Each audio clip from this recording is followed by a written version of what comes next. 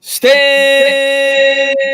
Not an echo. Up! New York Knicks fans, I am so excited. I got some of my favorite New York Knicks content creators on the channel, and we've been waiting for what seems like 400 days for the NBA playoffs to start for the New York Knicks. It's been forever. We got the Atlanta Hawks coming up, but before we get started, I just want to let everybody know everybody's links are going to be in the description below. JD Sports Talk, Sim over from Nothing But Knicks, and CK2K. Before we jump into it, just want to let everybody introduce themselves. We'll start with the man on my right, JD Sports Talk. What's up, my man? What's going on, Tate? I'm excited to be here. As I was saying backstage, it's an honor to share this with CK, Sim, and yourself. And I can't wait for Sunday. I'm looking forward to today, and let's have some fun. Can't wait, my man. Can't wait. Let's go over to Sim, man. What's up, Sim? Tanner, what's going on with you, man? It's been a long time since I've been back here, so I'm glad to be here. JD, CK, what's popping with you guys, man? I'm excited. It's been one of the best seasons that I've experienced as a Knicks fan. And I've experienced, all through the 90s when they were great. Right. But back from being in the being terrible, this has been one of the best experiences ever, man. So I can't wait to talk about it. Yeah, we're going to talk about that before we even get into the playoffs, just how magical of a season it's been. But want to get to CK2K. What's going on, my man? Yeah, man, Sims took the words right out of my mouth. It's been so long, and I'm glad to sit here and talk to both you and Sim. It's been so long. And JD, what's going on, man? Me and you, man. It's real nice to meet you, bro. I'm excited to chop it up with you guys. And yeah, man, I'm excited. This season's just been great, from having all those emotions about the preseason and then us thinking that we need to slow it down. And then we made it this far, and we actually played that same level of intensity from preseason all the way through. I'm excited. I'm just excited to see how we do in the playoffs, man. Let's get it. Yeah, I can't wait till it all starts. Let me say hello to everybody in the chat. Trini, EJ, Cool, Sports Influencer, Evan, Yo-Yo, Amazing Guy, Lake Nona. Thank you to everybody for being here. If you haven't done so, go into that description after the stream. We don't want you to leave now, and subscribe to all three channels. But yeah, I wanted to start with that. I wanted to have a discussion about just the year this team has had. They finished 41-31. They were a much better team at home, so I think it was imperative for the Knicks to get that 4 seed. So now, and the Hawks have actually identical records on the home, at home and on the road. So they're kind of weak on the road like we are. They were 16-20, so I thought that was important. But just like going into the year, I think all of us, if you're being honest with yourselves, maybe 25, 26, 27 wins. I mean, you got a new head coach that it seemed like the majority of the fan base didn't want. I was happy when we got Thibodeau. A lot of people thought he was going to run these young players into the ground. They were worried that the team may not develop under him. Julius Randle was coming off a year where, we were like, whatever. Like, he's going to be on the team for another year. We're probably going to trade the guy. He had that Mamba mentality. He got in shape. And this team has just had a magical year. RJ Barrett's progressed. And all the veterans we've brought in, they've worked. Whether it's been Noel, who I love, whether it's been Burks, you name it. Every guy they've brought in has been a contributor for this basketball team. But I just wanted to get your guys' overall opinion on this year and just kind of talk about, like, the job that this new regime has done for the New York Knicks. Yeah, if you don't mind, I'll jump right in. I mean, it's just been amazing. And from last year into this year, all the talk was the Knicks don't have talent on the team. And I mean, Tom Thibodeau basically proved everybody wrong, that the Knicks have talent. They may not have extreme talent or elite talent on the team, but they have enough talent that if you couple it with hard work and structure, two things that Fizdale was awful at, maybe his worst two traits in coaching, right? Structure and hard work. But if you couple it together, then you can produce, and from the beginning of the season, the Knicks came in with the mantra that, they had to outwork everybody. They had to do the little things on the basketball court to win. And that's exactly what they did. And Tom Thibodeau held people accountable to doing those things, right? It wasn't like, okay, yeah, I'm going to say, you got to eat what you kill, but I'm going to play you because, I like you. It was, if you're not playing well, you're not going to see time on the basketball floor. Simple as that. If you're not producing, you don't play. And he held true to that. And he made it clear. I tell you when I really knew that it was all about winning for Tom Thibodeau and nothing else. And he didn't care what anybody thought, whether it was the front office or the fans, but I'm here to win basketball games. When they traded for Derrick Rose, and Derrick Rose came off the plane to Miami and played 25 minutes, and Austin Rivers, who had 20 some odd minutes the game before, didn't play at all. That's when you knew right there, this guy's about winning, and he doesn't care who gets the job done as long as the job gets done.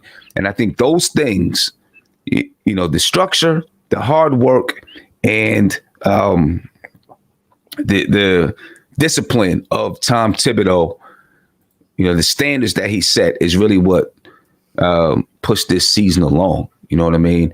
And it's just been an amazing ride. I have one question that I want to just throw out there, and then I know everyone's going to answer. But we look at Julius Randle, and we talk about the turnaround that he had, and we all know that he was close with Kobe Bryant. I just wonder how much the passing of Kobe Bryant, and then of course the pandemic, maybe got to Julius Randle, said, hey, this thing can be very, very short for me.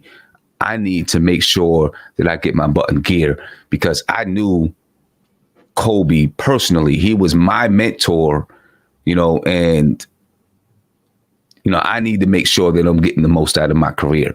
I just throw that out there and see what you guys think about that. But yeah. I'm going to let them answer that as well. But my quick answer to that is I've seen a lot of people talk about that, and he's even mentioned it himself, Julius Randle. He's even said that he was kind of inspired by Kobe with the Mamba mentality, and he looks like a different person. Like, he looks like he lost 40 pounds. Like, he's definitely come back in shape, and he completely revolutionized his game.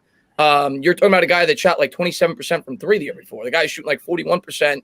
He's doubled his career high in terms of assists. He's become a much better distributor. Some of that may have to do with Thibodeau. He's had great history in terms of, power forwards really thriving under his tutelage. But, yeah, I mean, I definitely think, and maybe, like you said, maybe the recent events of Kobe Bryant had a lot to do with him putting forth that work effort. Before I let JD talk, and then we're going to get to CK, I'm just going to read two of these real quick. Philly talk, man, thank you very much. Second round, Knicks, Sixers. I'd love to see it. I ain't even thinking about the second round yet. We got the Hawks. We got to clip some wings. We got the Hawks first, and then we'll worry about your Sixers. And I was actually talking to Sim. I didn't know if you guys were aware of this. They don't reseed in the NBA playoffs. So if the Washington Wizards were to beat, or the Pacers were to beat the Sixers, which is not going to happen, we would actually get an 8 seed in the second round. So that'd be cool. Nick, thank you very much. His salute to the panel. Question: biggest surprise, biggest disappointment, biggest improvement. Also, when you get a chance, I already gave Bad Dog his wrench. I saw the super chat before I pulled it up. So we'll talk about that as well. We'll answer that question. But kind of want to we'll go to JD, talk about the season as a whole, and then kind of pivot off of what Sim said regarding Julius Randle.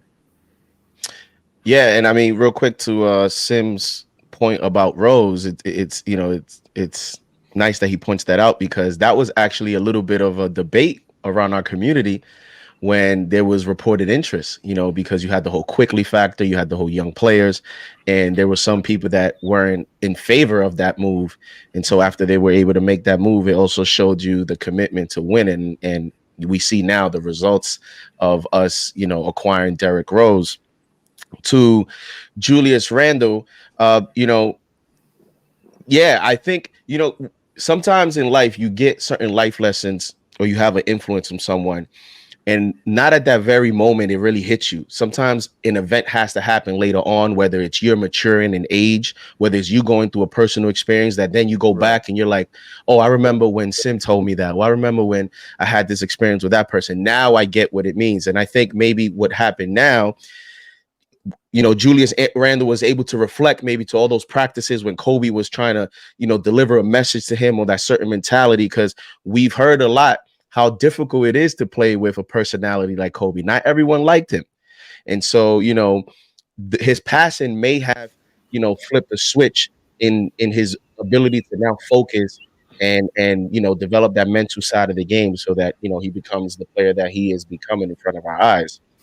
As far as the season, I mean, one of the biggest surprises to me is you see around the NBA sometimes when everybody experiments with these one-year deals, right? You're trying to construct a roster, and you sign a bunch of players on 1-year deals. We've tried that before, and we saw that it didn't work. And this year, Reggie Bullock and Alec Burks and all these players, Nerlens Noel, a lot of our roster, Austin Rivers, we developed, half of our roster to 1-year contract. And Thibodeau's ability to have everyone buy in, even Austin Rivers when he wasn't playing, Austin Rivers was professional. I thought that was a big key in our season to kind of show us, everyone around, the world, that this team is bigger than that. This team is together. When Austin Rivers was still being a professional, in his press conferences, he was still being a good teammate, and he wasn't happy. We know he wasn't. So I think those moments and Thibodeau's ability to get everyone to buy into his system, play the amount of minutes that they're playing, be in outstanding shape, that is a testament to what I call a culture shifting season. So I'm excited to see what happens in the playoffs, if it translates to the playoffs and in the years to come.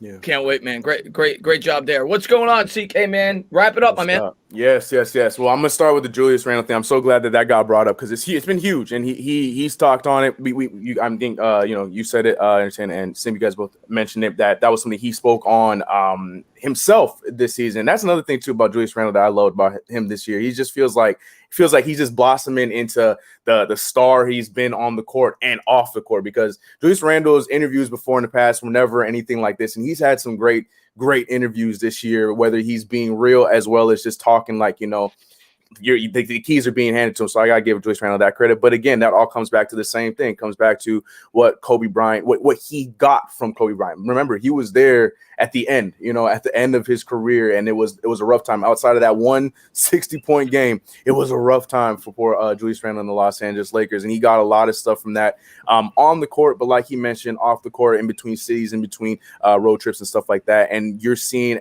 not only is he bringing that back with his game, he's introducing that to his team, and that's huge. Like in today's day and age, I feel like in content creation, in sports, in life, whatever, a lot of people get that kind of knowledge, get that kind of stuff from whoever it is in their same field or whatever, and they try to keep that stuff to themselves. And Julius Randle trying to make the players around him, who he knows, yes, there's a lot of vets, but he has guys like RJ Barrett, Emmanuel Quickly, Knox, all these other young guys. Like, I want to bring the same knowledge that was given to me, give it to you guys, and you guys do it as you will. And I feel like that's something that has been a huge key to everything that the success that we've had this season, and goes right into my thoughts on this entire season. It's just been, I'm still in disbelief. If you want me to be completely real with you. You want me to be completely real with you? I think we all are. You know what I mean? Like, I've been enjoying the ride. I've been going with it. I've got to myself here being upset when we lose in games. Like, I have the nerve to be upset about my New York Knicks losing games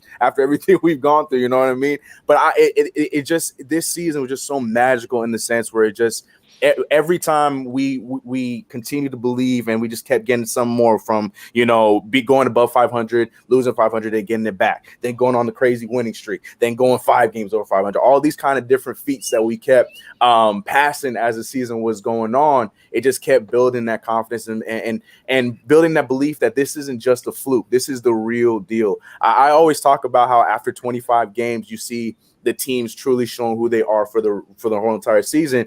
But for whatever reason, just as a Knicks fan, I still wasn't in full belief after 25 games. I'm like, yeah, but the second we got a crazy second half. It's still going to be a little scary. I don't want to get too excited. Everybody was like that. Yeah. Everybody was like that. Man, and here we are going into the playoffs, and team Thibodeau, everything been great, but just watching Julius Randle, as you mentioned, so well entertaining, like seeing him not only just jump up in stats, he's literally the embodiment of what the most improved player is. Like, most of the time you give it to a guy who goes from being a 9 points per game guy and then gets 16 points or whatever the next season. Julius Randle has done it on every stat, from points to percentage to plus damn minus. You know what I mean? So this guy they need to name the award the Julius Randle Award after this season for damn sure. And then I have to give some love to a name that has not been mentioned yet. If people who know me, I can't go along without talking about two players. I'm talking about RJ Barrett. We got to give some love to the 20-year-old. I freaking love that guy. That's what I'm saying. I gotta give love to RJ Barrett. In 2 years, I watched this guy. He's like I call him the amoeba because we gotta remember this dude. At the beginning of the season was shooting around 25% from three, and he ended off the season damn near 41% from the 3-point line. This dude has been an amoeba and grew his game throughout the entire season, from the hate coming from his own fan base at some points, as well as the media not giving him his love. This team has just been great top to bottom. I can go on and on. I'm gonna stop there though. No, listen, I'm with you, and I know you love RJ. I watch your videos. You talked about it. You talked about him a couple of videos. I love RJ too. I love RJ, and he doesn't get enough credit for it. And I think it's because he was the 3rd overall pick. He was drafted with Zion. He was drafted with Za. He's 20 years old. He's in New York. The expectations are through the roof. But when you look at his numbers, the guy jumped from 32% to 40% from three. The guy jumped from what was he, 39, 40% from the field last year. He's close to 45% this year. Free throw was up. Turnovers were down. I mean, the guy's matured as a basketball player, and it's great to see. And he's only going to get better. He's got to work on some things, like his dribbling. When he gets near the rim, he loses the dribble a lot. But overall, I love the progression of RJ Barrett. And now I'm going to feed off of Nick's question here. I'll answer it first. He says the biggest surprise, the biggest disappointment, and the biggest improvement. Okay, I'm going to answer this from an individual player standpoint because I'm assuming that's what he wants. The biggest surprise for me, it's got to be Randall, but I could answer that with so many players. But I'm going to go Randall. I could answer it with Noel. You know, I didn't know much about Nerlens Noel before the year started, and he came in here. He's instantly became him and Barrett are my 1 and 1A in terms of my favorite players. The guy has been huge for this team. You could argue, obviously Randall's the MVP, but you could argue that Noel's been the most important player when you factor in the Mitch injury. And for Noel to step up as big as he has been huge. So for me, I could go with either one of those players. I know the popular answer is going to be Randall. Biggest disappointment, even though I've been encouraged with his play over the last 10 games, 15 games, I think he's maturing and getting better, is Toppin. Oh, no. I like Toppin. I think Toppin's going to be good. Toppin. Okay. Yeah, Obi Toppin. I'm not even going to put Peyton because I expected him to suck. I thought you were setting up Frank Ntilikina. I was like, dang, oh God, he got in this conversation. The way you were setting it up, I was Frank didn't even got it. Frank didn't even get a chance. Okay. I was just gonna say okay. No. But Obi, because he's 22 years old, he was the 8th, 9th overall pick, whatever. I forgot what pick we had. Yeah, 8. So I expect a little bit more out of him. He got off to a rough start after the injury, came back. And I actually thought he was starting to progress a little bit before Derrick Rose went out with the COVID. Because once Rose got here, I thought Toppin looked a little, he was starting to get his bearings. He was starting to play well with Derrick Rose. Then when Rose went out, he regressed back to his old self. And then down the stretch, he started to play better. But if I had to name one guy overall for the season, I would say Obi Toppin. And the biggest improvement, I guess that's all. All right, I'll say Noel for the biggest surprise, and I'll say Randall for the biggest improvement. But Barrett as well. I mean, they're both, vastly improved. But I'd have to go Randall in terms of the biggest improvement. But I'll let you guys answer that question as well. All right, I'll take it. Yeah. I do. Okay, so biggest surprise, biggest improvement. What was this big disappointment? Those were 3, right? Yeah. All right, so my biggest surprise. Okay, the improvement. All right, so I'll give my biggest surprise to. I have to give it to. I'm gonna go Julius Randle on this one. I know you said that's probably gonna be the common answer. Might be the common answer, but it's a surprise in the sense. It's the right answer, right? Because what Sim said is the big thing that everyone content creators, Twitter, everybody was saying is everyone was thinking that Julius Randle was on his way out. Everyone was expecting Julius Randle was going to be on his way out. And not only did he squash all that, but then he doubled up on it, became an all-star, is about to be an all-NBA player, all that kind of stuff. Nobody saw it coming. There's probably like a small little handful that were about the Julius Randle signing from the jump. I give all the props to him every single time I hear somebody say something like that. But yeah, that's got to be my biggest surprise. I'll do improvement last. Biggest disappointment, I'm going to go with the easy answer, but for a different reason. It's going to be Elfrid Payton, but mine's for a different reason. It's not because he sucks. Elfrid Payton's losing this one. It's not that. I'm not going with that. It's a big disappointment for me because I really believed, and I'm probably gonna get flamed, but I really believe that in a Tom Thibodeau Tom Thibodeau system, I really thought that this was going to be a good fit for Elfrid Payton because all Elfrid Payton had to do was just do what he did last year to a slightly better degree. And, you can say what you want to say about Elfrid Payton, but Elfrid Payton last year was a solid playmaker, though he did not give the ball to RJ Barrett a lot. I normally hear that, but he still averaged around 7 assists a game. He gave us about 10 points, and he was doing the minimum, the basic that you would expect from a starting point guard, especially someone who's not a starting point guard. I don't care which way you want to shake it. I was expecting to hopefully get some sort of that again this year, and with the amped up defense in the Tom Thibodeau system. But I just felt like he went the complete opposite direction. The defense he had like 3 solid games that we talked about. And outside of that, it wasn't really consistently defensive, wasn't consistent on the defensive end.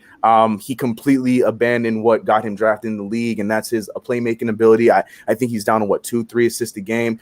It's just a lot of things that was really, I mean, the points did go up a little bit, but at what cost? I feel like he's missing a lot of gimmies. I don't know. It's just, I was a little bummed about it. I wasn't one of the Peyton haters from the jump. I was one that really believed that he could do enough to help us out. I didn't want him long term, but for him to completely flip his game the way he did it's been frustrating, as we could tell from anywhere that you hear anything about the Knicks. So definitely gotta give it to him. I'm not.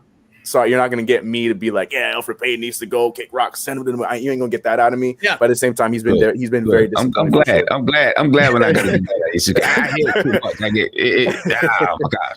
Yeah. I have to bring it down a lot on my channel too. But yeah, I mean, yeah, he's been disappointed, he's been frustrated, but at the same time, like, yeah, it's a lot. But definitely my biggest improvement, I gotta go with RJ Barrett, because like you said, it's 1A, 1B. So I got to give the surprise to Julius Randle because of what we were expecting. And improvement got to go to RJ Barrett because from just in this season alone, he improved in 1 year. Disregard how he improved from last season to this season. In 1 season alone, he started off one way and then completely ended another way. And it's just been so nice to watch. And you have to keep looking at his freaking, like, I need this kid's birth certificate because I don't believe he's 20 years old. Doing all these things that he's doing right now at 20 years old. He's mature. You know what he reminds me of? And I know you're a Saints fan. The way he handles himself, he reminds me of Eli. The way that Eli handled the media, this guy, nothing bothers him. I've been hearing that a lot, though. That's a great comparison. Oh, really? I didn't know that. Yeah. That's who he reminds me of. Like nothing seems to bother him. I think he's built for New York. I'm a big fan of RJ Barrett. And one other guy that I was thinking about as you were talking, and I'm curious to get Sim and JD's take on this as well, as a surprise guy that neither one of us mentioned. How about Emmanuel Quickley? I mean, a guy that was a near back end of the first round pick. This guy's coming. He's been an instant spark on the offensive end. Yeah, he's had his ebbs and flows as a rookie, which you expect. But I think Quickley's been a surprise as well. I didn't think we'd get this much production out of him in his rookie year. But JD, go ahead, my man.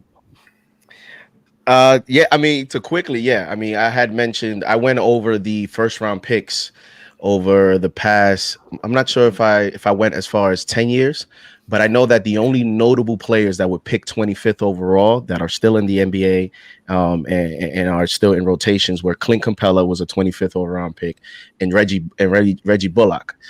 So it's just a testament to how the outstanding value we got that late in the first round. And he's definitely one that has gotten better. You can see also, I know a lot of people like to put a certain reputation on a player. So if you play a certain way early, they like to give you that reputation throughout the season, but he's actually improved defensively. Really look closely. His effort has improved. His activity has improved. His technique has improved. He needs to get stronger and obviously get better for next season. But I've also seen an improvement in that department. I'm going to go a little differently here because we're all going to say some of the obvious ones. For the biggest surprise, I'm going to go with RJ shooting as the biggest surprise. Okay. And the reason I say that is because, this is a guy that came in with a lot of pressure as the third overall pick. The third overall pick. You guys recall when, the day of the draft lottery and it went to commercial, we all thought we were going to get Zion. We all thought we were going to get Zion draft lottery night. After the commercial with the third, I didn't. I were the Knicks. I did not. I didn't. I thought at that point. I won't say thought. I was definitely hoping. Hoping is the better word. I did suspect, because you know how the NBA works. When the Lakers jumped, I was like, "Yep, of course, it's going to be the Lakers." Yep. But you're talking about a draft where we all wanted. A lot of people thought we were going to get Zion, and then you had Ja Morant, and everybody was saying it was a player draft, and this is the third guy. New York, how young he is, and to me, and which is why it's the biggest surprise, is because that was his biggest weakness. The scouting reports, and you saw his first season, he was struggling from the perimeter. And then when you talk about a player that's not necessarily explosive, right, that still needs to improve finishing around the basket, if he was not to improve his shooting, in a year or two, you start wondering what is his role here in the NBA and what is his true ceiling. For him to jump in 1 year, and as CK mentioned, he's not even old enough to be legal to buy a drink, and he's shooting 40% from three. He goes from 61%, and now he's shooting 74%. I think it's 74, 75% from the free throw line. Like, those percentage point jumps to me is the biggest surprise. Being that he did it in his second year already. You talk about COVID restrictions and everything that he's had to deal with personally, 9 months off and all that stuff. I think it's the biggest surprise to me. Now, the biggest disappointment. Can I say someone that's not on the team? Yeah, why not? Because I was gonna say, to me it's Kevin Knox, but I was gonna say Austin Rivers, because when you look at the New York thing, the Doc Rivers, he came in, we thought he was gonna be part of the rotation, and people even thought he would be a starter eventually over Elfrid Payton. For it to turn out how it turned out, to me it was a disappointment. Being that we also signed him, I think it was a few years that were non-guaranteed. So it looked like the Knicks had somewhat of a plan for him to start out. And being that experiment didn't work out, to me is a little bit of a disappointment. But it's Kevin Knox. When you look at to start the season, everyone said that the job is there for you. Nobody believed in Reggie Bullock. Nobody thought that he could keep the job. And Calipari said, you need to wait a few years and he's going to get better. I thought this would be the year under Tom Thibodeau with all the Kentucky connections on the coaching staff and with the players. I really thought he would make a bigger jump, and I thought he would increase his defensive abilities faster. So to me, it's a disappointment. It's a lottery pick. You see some games where we haven't had certain players. You look at the bench, you see Frank, you see Knox, you see Obi Toppin. That's 3 lottery picks sometimes that we haven't gotten the necessary contributions that we need. And when you talk about the future, we need to hit on these draft picks in order to sustain, our ability to be a sustainable winner. We can't do it with the salary cap. At some point, we're going to go over it. So we need to draft within. And my biggest improvement is Reggie Bullock. I'm going to go with him. This is a guy that to start the season was struggling. He was struggling. And that's where the whole Kevin Knox thing comes into play, because people were saying, well, let's give Kevin Knox the chance. Let's go with the kids.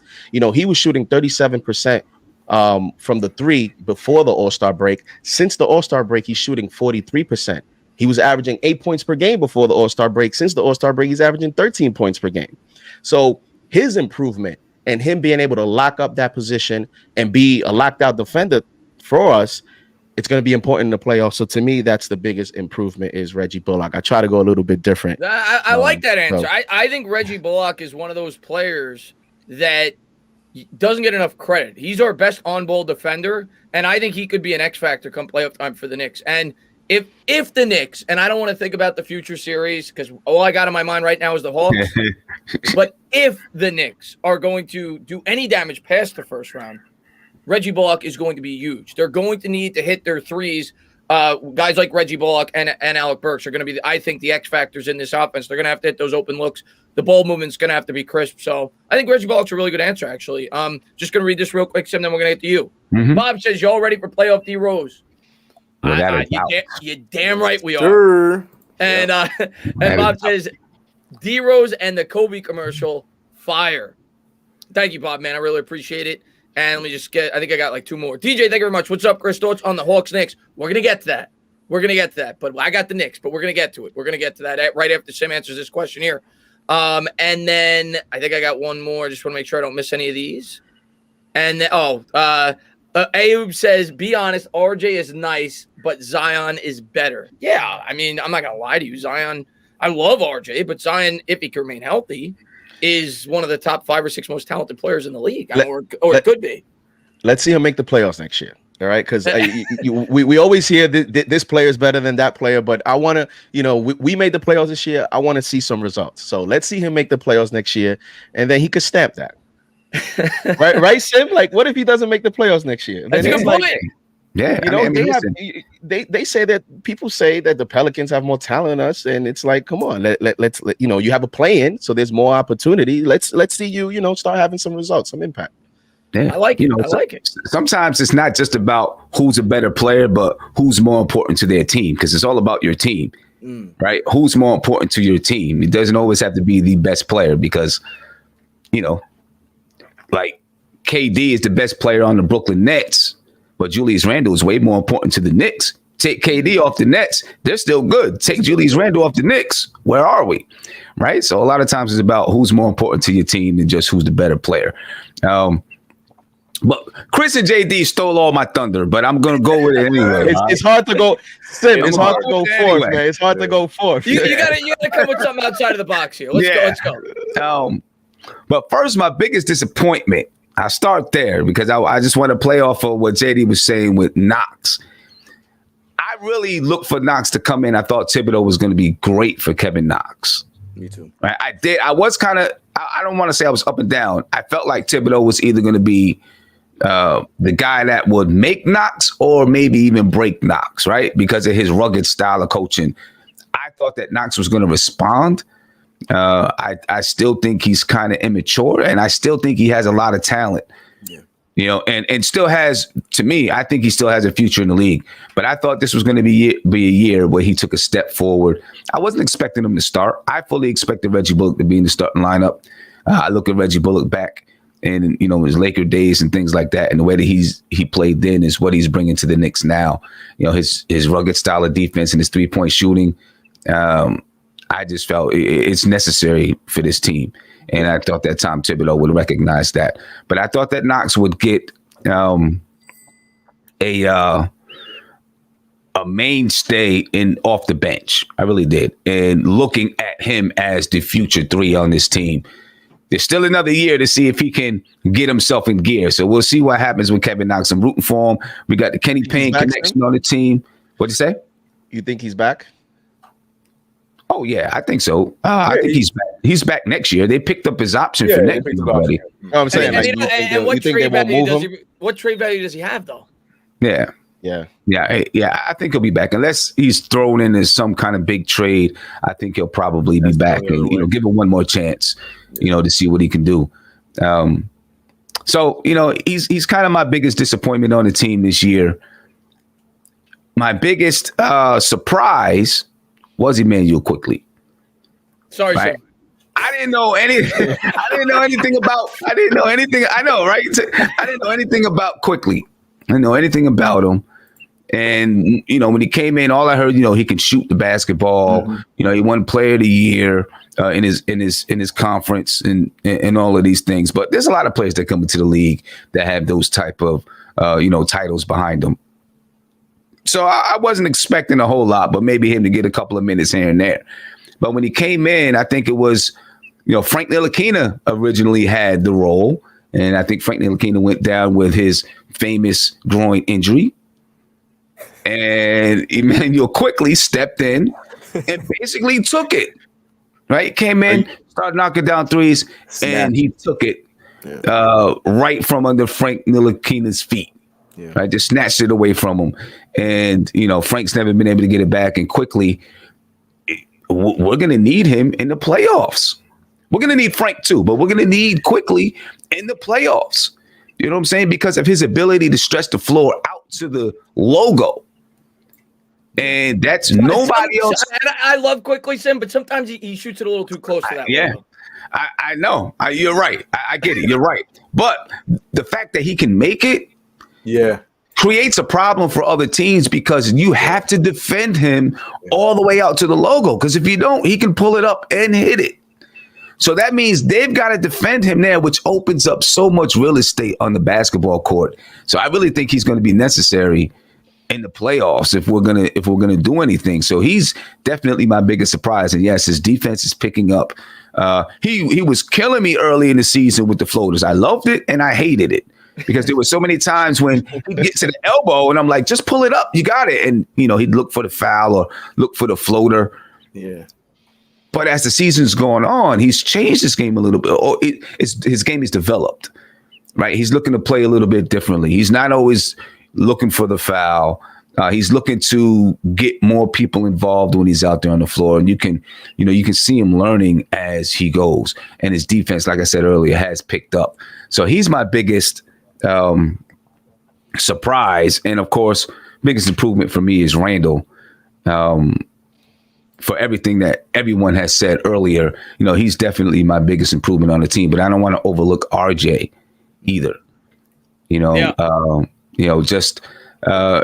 His ability to handle the media, his ability to bounce back when he's had, a stretch of bad games, bounce back, sometimes even bounce back in a game. I can remember, I forgot who it is we were playing. Oh, I think it was the Bulls. And Lauri Markkanen went backdoor and scored. And Tom Thibodeau called a timeout, and he was livid, and he was giving it to RJ. And then RJ comes back in after the timeout and scores a layup. Goes to the basket and scores a layup.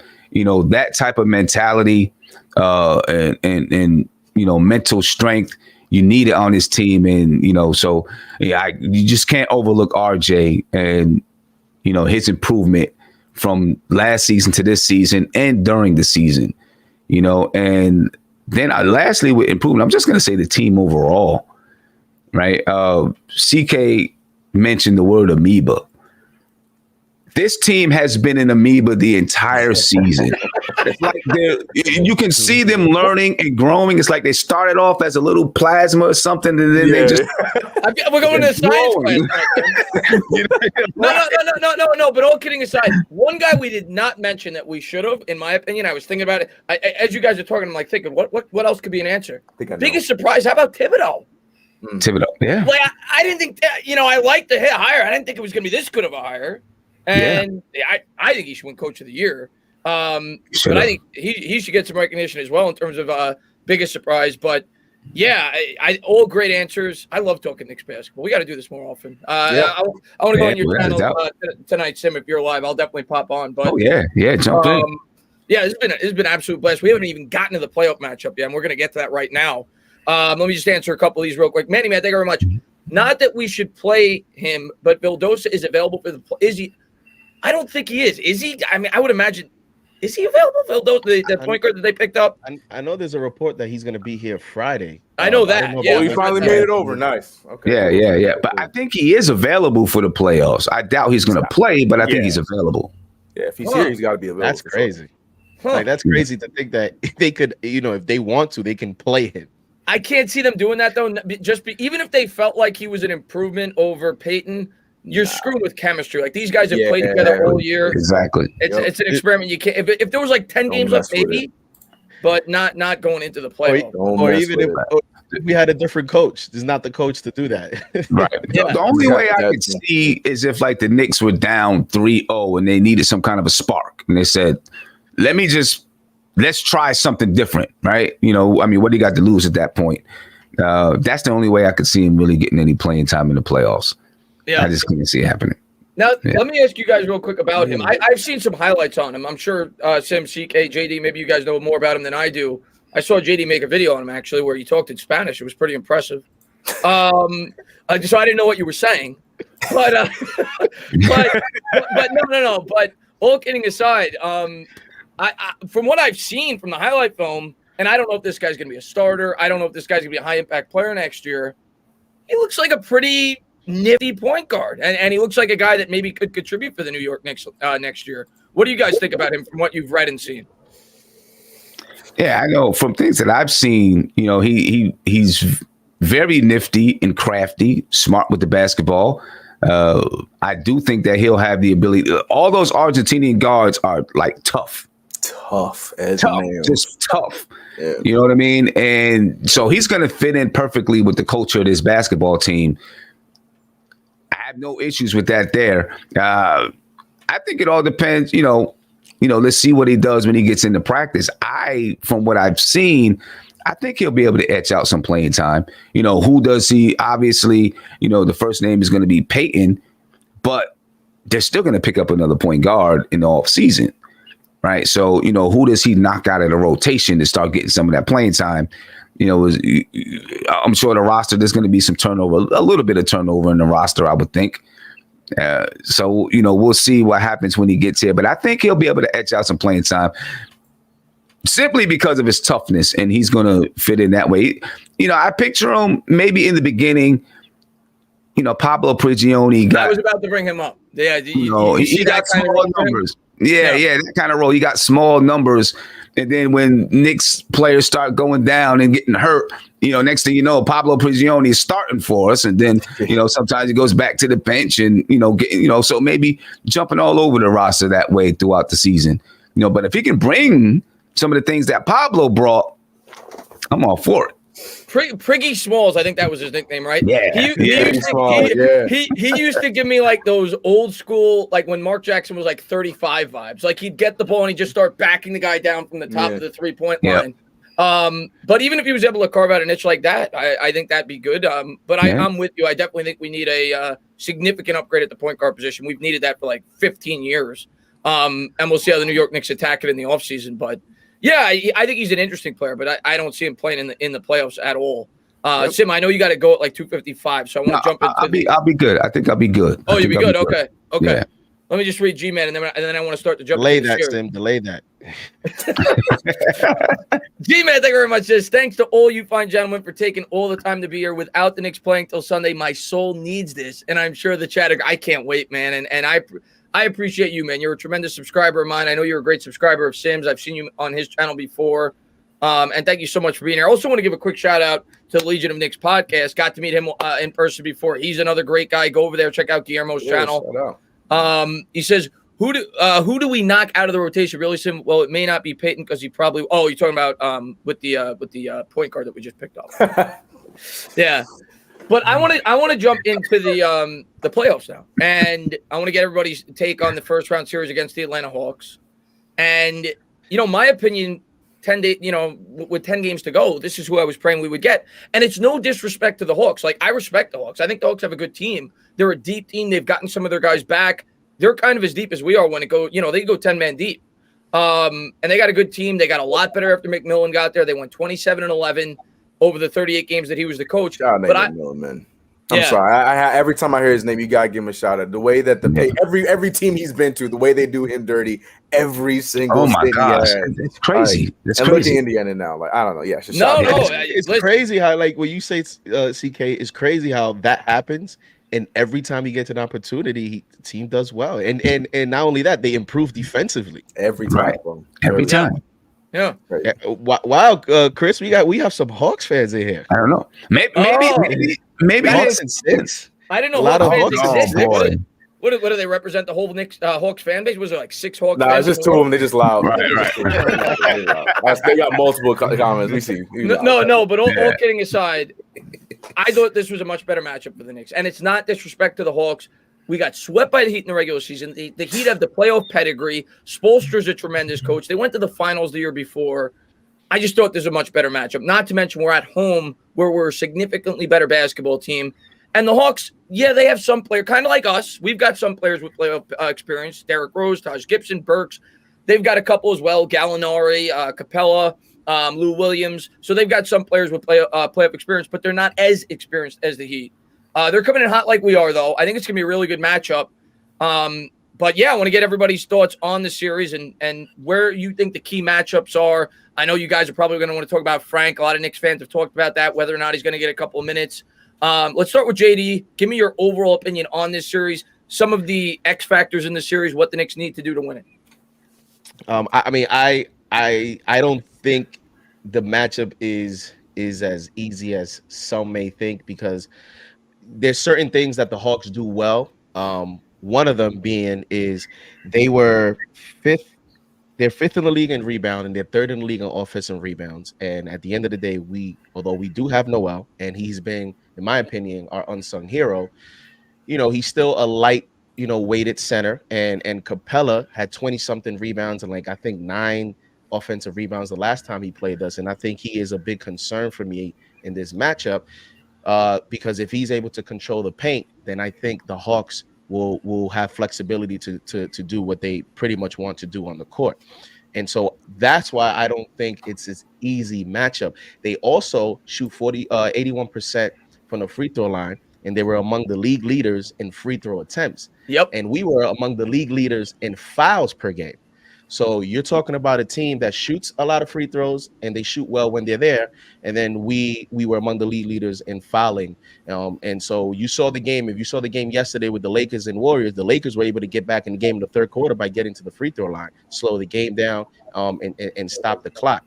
So I think those are two factors: the free throw line, our ability to play defense and not foul as much, and hopefully Noel stays out of foul trouble, and we could rebound the basketball, so that we're able to have some control of the pace. And the reason I say some control is that if you look at the box scores, the 3 games we played were high scoring games for the most part. So I know that we have been very successful in controlling the pace. I don't know that we will be able to be as successful in the series, but I think that, you know, we will be able to be effective enough to win the series. I just have some concerns, which are those 2 things, and let's see what happens. I think you brought up a great point with the free throws. When I was looking into their numbers, much like us, they kind of slow down the pace of play. We're 30th, last in the league in terms of possessions per game at 99.8, and I think that helps our defense. The Hawks are 23rd, but yet being 23rd, they had the 4th most free throw attempts in basketball.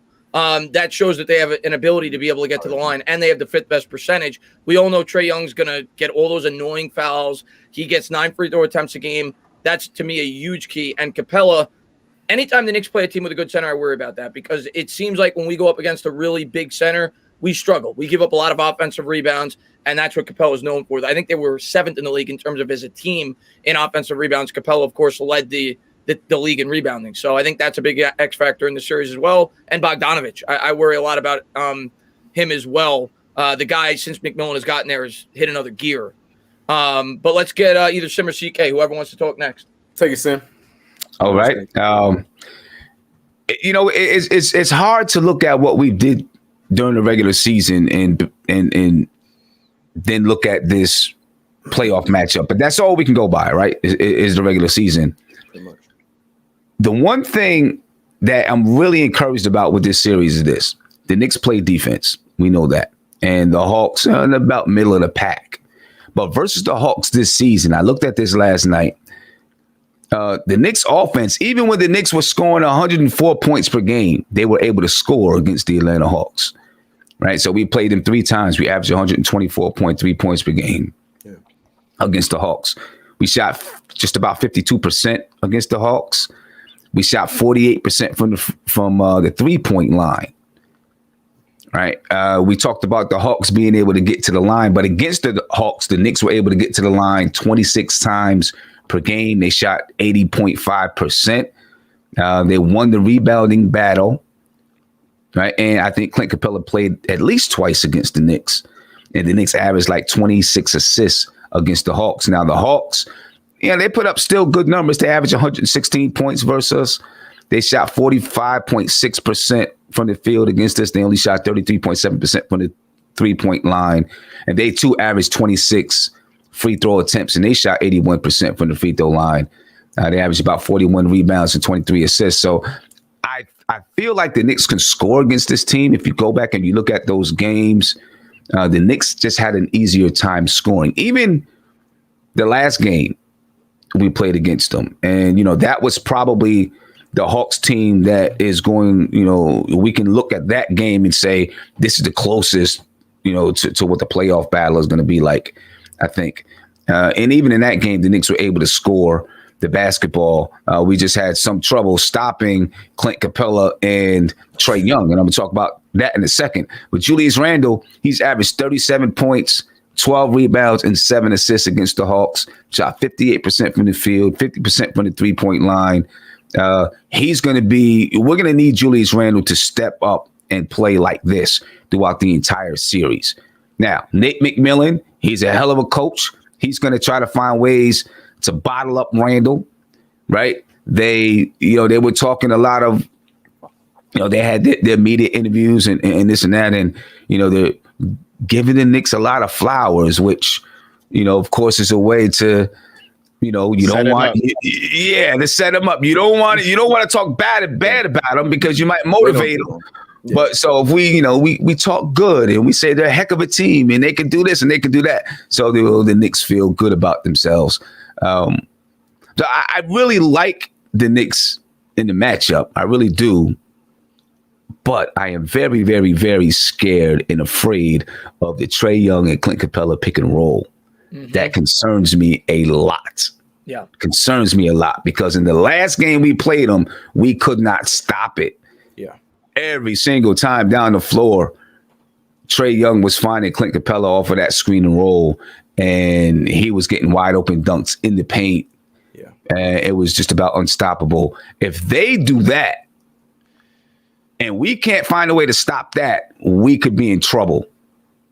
If we can't find a way to stop that screen and roll. Sim, let me ask you something real quick. I'm going to read you a tweet that I ran into yesterday, and I just want you to tell me what do you get out of it? Because I was trying to figure out what Capella was trying to say with this quote. It says Capella on letting other Knicks try to beat them other than Randall. This is his quote. That's kind of the perspective here. We know it's going to be hard, especially in those first 4 games. I'm not going to say it's going to be perfect, but we have a pretty good idea of how to get to him. Yeah, how to get to him.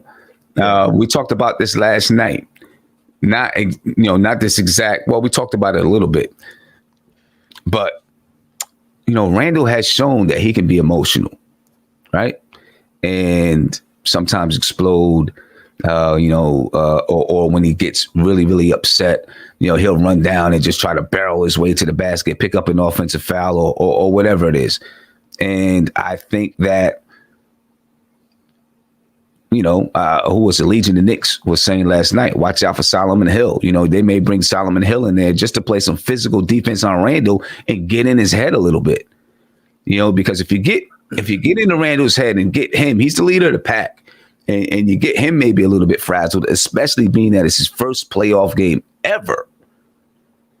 Then you may get the rest of the team razzled, and that's what, that's what Derrick Rose would be really, really important because of his playoff experience, him and Taj Gibson, because of their playoff battles and being able to help keep Randall's head screwed on straight.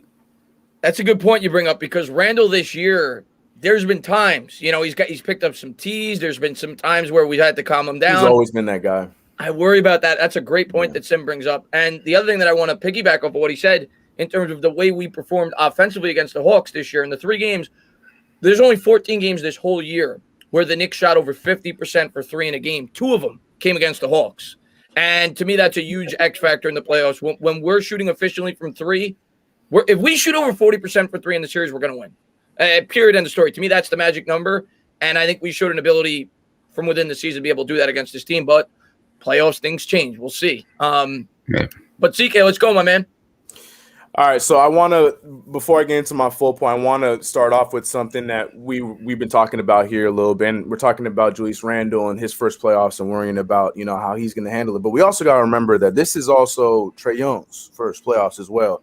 And his last name isn't just his last name because he's also very young as a player in general. So I'm not entirely sure how he's going to take this in his first go round in the playoffs. Like, I'm not saying to expect him to suck. That's not what I'm saying at all. I'm just saying that we also have that card that we can play as well. Put enough pressure on him, force him to do a lot of things that he's not accustomed to doing because it's the playoffs, because it's a different we can play the same card that they will be playing with Julius Randle this exact same way.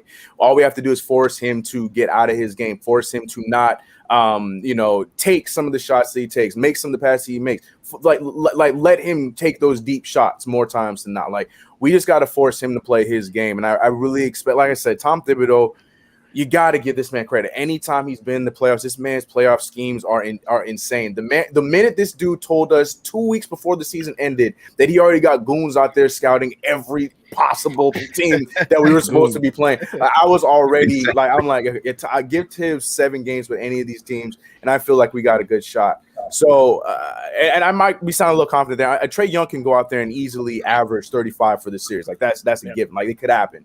But there's also a point where he can start off a little slow, playing in the Garden, his first time in the playoffs, having a lot of expectations, this, that, and the third. If other players' shots aren't going in, Trae Young might feel like he needs to force the issue the same way that Julius Randle could be doing the same exact thing. And another thing I think we didn't mention enough is, they may be young, but they got they got depth. They got some depth on the team defensively. And I know that like Sim mentioned, they're in the middle of the pack defensively. But in a series like this, you got to throw some of those things out there because DeAndre Hunter could come in and whether he's hitting the shot or not, he can go in there and do what he does defensively and slow down some of our guys like RJ Barrett, who, has a hard time sometimes against really strong perimeter defenders. He can slow him down a little bit. Have your feeling about however you want to about Cam Reddish. He's another guy that if he's locked in, if he's locked in, I'm a Cam Reddish fan, but if he's locked in, he can be another dude that can be very vital for them defensively. So they have matchup problems for us the same way that we have for them. But I really, really believe in like the outside stuff, the chemistries and the first time playoffs, the jitters, like all those kind of things are going to play a big factor in this playoff series. And it's about who comes out the most ready in this series and who's able to round it all up the quickest between the two teams. But to go to my final point, my biggest concerns were the two dudes that Entertainer dropped at the very top. I'm very, very worried about Clint Capella and Bogdan Bogdanovic because of two things. Yes, the pick and roll, like Sim mentioned, is scary, but I almost, and this is a little cynical of me, but I almost want them to finish the pick and roll more so than miss any shots because Clint Capella could easily go into this thing and average a 20-20 for this damn series because he on the offensive boards, that guy is everywhere. The guy, and like we had said, he's just a physical being compared to our dangly. What'd you say, JD? You said it so perfectly. Would you label Nerlens Noel as? You said he has a unsung, what kind of unsung hero? No. You his weight. You said something about his weight. You said it perfect. I've never heard it before, and I'm going to use that from now. You said that his light-weighted. Light-weighted. I love that. I'm using that. He's a light-weighted build. I'm like, that's the perfect way to put Noah so well. Like the difference, he's a light-weighted build, and it's true. Like I think Taj Gibson's going to be huge for us in this series. But Clint Capella just worries the hell out of me on the boards. Like it feels like if we don't take advantage of our opportunities offensively and we take a bad shot, we're not going to get that back. We just have to be prepared for those kind of situations. And the same thing for them. We have to be all hands on deck on the offensive boards. I know we might want to run the break. I'm a huge fan of run on the break, but for a series like this, we got to have all hands on deck to limit the offensive boards because the second chance points for the Hawks are deadly because a miss two can turn into an easy three from Trae Young, an easy three from Bogdan Bogdanovic. And Bogdan Bogdanovic is another person I want to mention. That guy has been playing out of his mind, and I feel like this is the first time that mind you, he's only played for one other team, but this is the first time where he has a guy that can take all the attention away from where he just has to do his damn thing. That's hit his shot, create his own shot, and do what he does. He was very scary in that game that we just won against them the last time we played him. He almost let a game back for him. You know what I mean? So those are the two key factors I'm looking at. I'm putting a little hint on Lemon Pepper Lou and the bench too. I think that there's something that we should be a little worried about there too. But the others are definitely the big factor for me in this playoff series. And I feel like if we can get that under control, I think we have a good chance of winning this one in 6. Yeah, Bogdanovic to me scares me in this series. That's one guy I definitely worry about. Under McMillan, that's all I read. How much better he was under McMillan. 12 out of his last 16 games, he had over 20 points. He did it efficiently. Yeah. They're going to use him in this series, and Reggie Bullock's going to have to stick him. They're going to have to be all over him on the perimeter. The other thing I wanted to jump into, and one thing that I always think is really interesting come playoff time that we're not used to as Knicks fans since we haven't been there since 1746, is the changing of the rotations. Like what do you see the Knicks doing? Because you're always going to change. A lot of times teams will change from, the Knicks traditionally go 10 deep, 11 deep sometimes. Do you think they shorten it up a little bit come playoff time? Do you think they shorten this up to 8 or 9? Or do you think you keep it as is? I think Tom Thibodeau from the beginning is going to keep it as is and then make adjustments from there. That's been what he's done all season long. No matter if we've been on a winning streak or a losing streak, he's basically kept things the same. And I think he's going to do that, at least for the first game, and see how things go, and then start to make changes for there. The obvious change is Elfrid Payton out of the starting lineup, right? That's the obvious change because he's, he's just not, there were times he's had bright spots during the season where he's played well defensively, where he's been able to put pressure on the rim, which, helped the team win some basketball games. But the last 20 games, he's just been missing. mentally, physically, he's just been missing. You don't really know what's going on in his head, because even if you don't like the way that he plays, but prior to these last 20 games, he at least was playing hard. Now it's kind of like, I don't know if it's the Derrick Rose playing more minutes or what. It's hard to say, but he hasn't been there, and we've been winning despite. And I've been, defending what Tom Thibodeau is doing with Elfrid Payton all season long, right? But the Knicks, the last 20 games, have been winning despite his performance.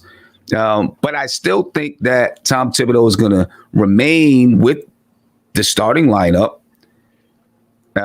for consistency's sake, and chemistry's sake, because this is what's got him there. And I don't think he's one to change, what for right now, in an overall team perspective, has been working. If he gets in, they get into the playoff battle, and he sees, this isn't working, we're getting down by 10, or, he's just not, the energy is not there, we got to pull him, then I think he'll, make some adjustments to the lineup. But I think from the beginning, I think he'll continue it and even go 10 deep. And then from there, start to make changes, because you got a base to go off of if you stick with what you've been doing. And Tom Thibodeau, from what we've seen of him, he sticks to his guns. Yeah, no, I'm with you. I don't think they're going to make many changes in terms of the rotation outside of possibly Frank. Maybe Frank gets some situational play on Trae Young. I don't think he's going to get more than 7-8 minutes, but maybe in big spots you bring in Frank defensively. But overall, I think they stick to what they've done. A lot of people, when I'm streaming the game, they'll complain about Elfrid Payton in the starting lineup. And listen, I'm not a big Elfrid Payton fan, but I think they feel like Rose is more important coming off the bench. I feel like they feel like Quickly plays better with him. Toppin plays better with him. He provides that spark, much like J.R. Smith did for the Knicks the year that we made the playoffs. Not that they're the same type of player, but he's that spark off the bench for this Knicks team. So I don't worry about that, because Rose is getting the starters minutes. Rose is going to close out the games. So I don't worry about that. The only real change I see going into this series in terms of maybe somebody getting more minutes is Frank, because Trae Young is obviously their most dynamic playmaker, and Frank is probably our best on-ball defender at the point guard position. So that's what I could see. I could see Frank getting maybe 7 to 10 minutes a game. But yeah, I'm curious to see if either one of you guys, JD or CK, think there could be any changes in terms of the rotation to start this series.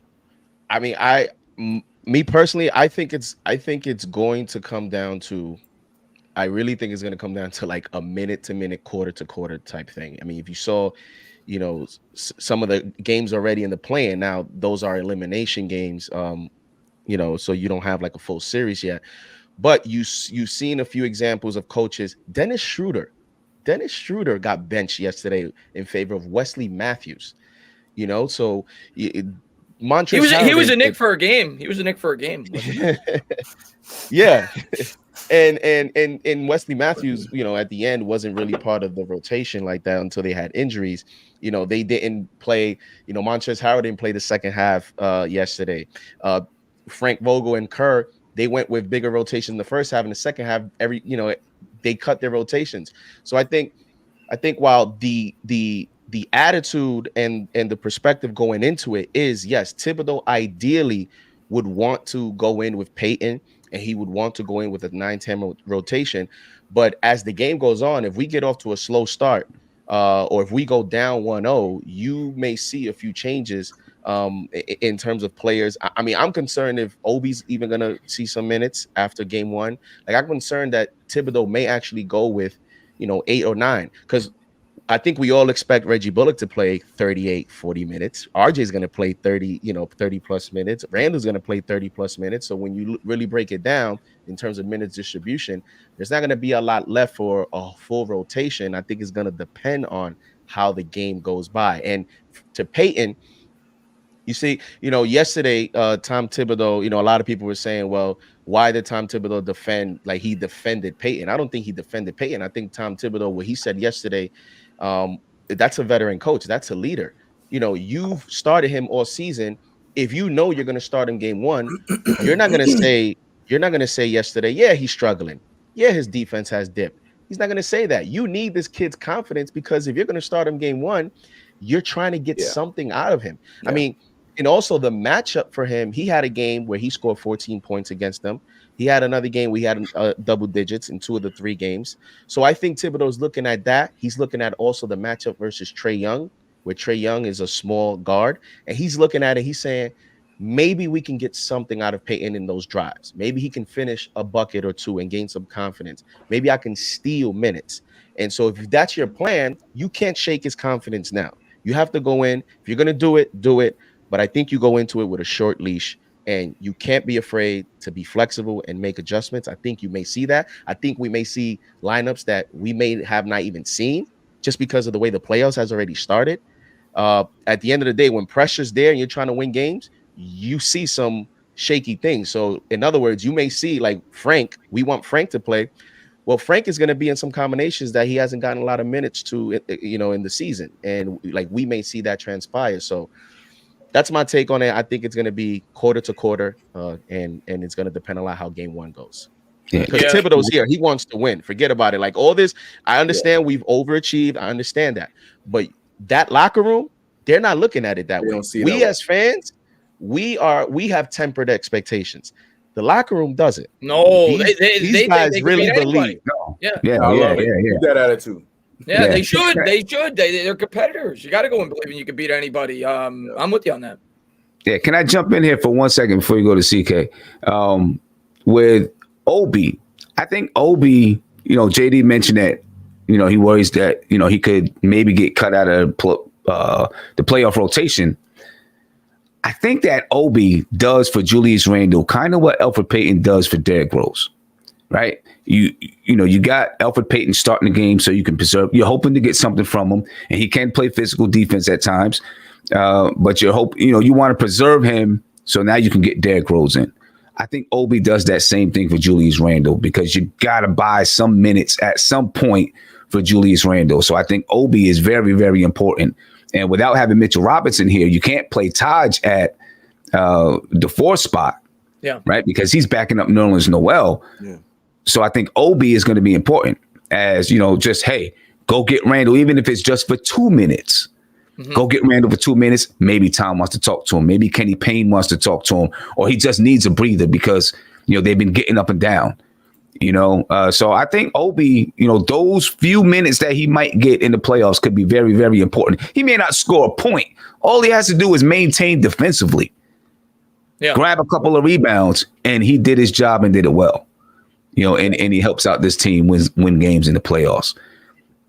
That's where he's improved. He hasn't gotten a boost in minutes, but I think part of the small encouraging sign of him is in those same minutes that he's continued to receive, he's learned to be, more effective in those minutes. So he hasn't gotten a minutes increase, but he's learned how to come in and immediately make some sort of impact on the game. So that's, that he can adapt to that and hopefully, translate that to the playoffs. He just looks a lot more confident too. Like even though it may not be showing it on the box score, to me, Obi's just looked so much more confident over the last 10, 12, 13 games. And one other thing I want to mention before we turn over to CK, I think it's imperative that the Knicks they have to win game one.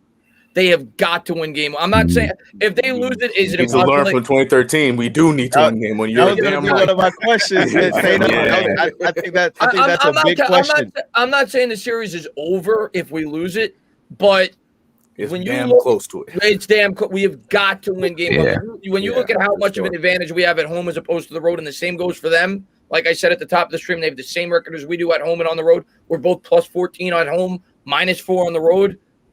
The Knicks have got to come out and they've got to set the tone. They've got to win game one. Yeah. But CK, man, go ahead, buddy.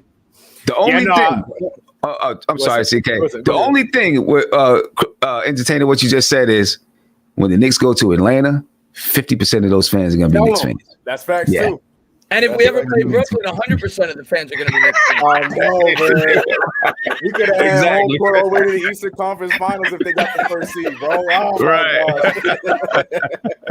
Hey, they may have trouble selling tickets to Hawks fans. You see the Nets already trying to do little campaigns with Yeah. James Harden trying to get some tickets for the net game. So They did a whole. Don't get me started on that, man. Oh my god, I saw that. Anyways, but yeah, I'm gonna keep mine quick because Sim and K they killed that. But all I was gonna say is I completely agree. I don't think there's Tom Thibodeau's gonna go. He's most likely gonna go into it the exact same. And as the playoffs go on, he starts trimming the fat from then on. Like if certain players aren't giving him enough, he's gonna cut their minutes. He might put other players that can work in the same role rather than like if it is Obi. I don't think it's gonna be Obi Toppin. I think Obi Toppin stays in the rotation, but say Obi Toppin does end up flattening out in the first two games, I can see his minutes going down, and then we see Randall play a little bit more extra minutes, and then someone else gets slided down to the 4, and someone I can see him trimming the fat as the series goes on. But on my thoughts on the Frank Ntilikina thing are this: I'm with everybody. Obviously, Frank Ntilikina defensively is more than what we need in a series like this, because if Frank Ntilikina goes in there and plays Trae Young the way he's played Trae Young probably the majority of their careers together, playing against each other, it would help us out in limiting our double teams, because there's a possibility where we would have to double team someone like Trae Young if he does get hot. So you put in somebody like a Trae Young, or you know what, I'm going to give him the benefit of the doubt because he is our starting point guard. And like you said, you got to give him the confidence to go into this damn series.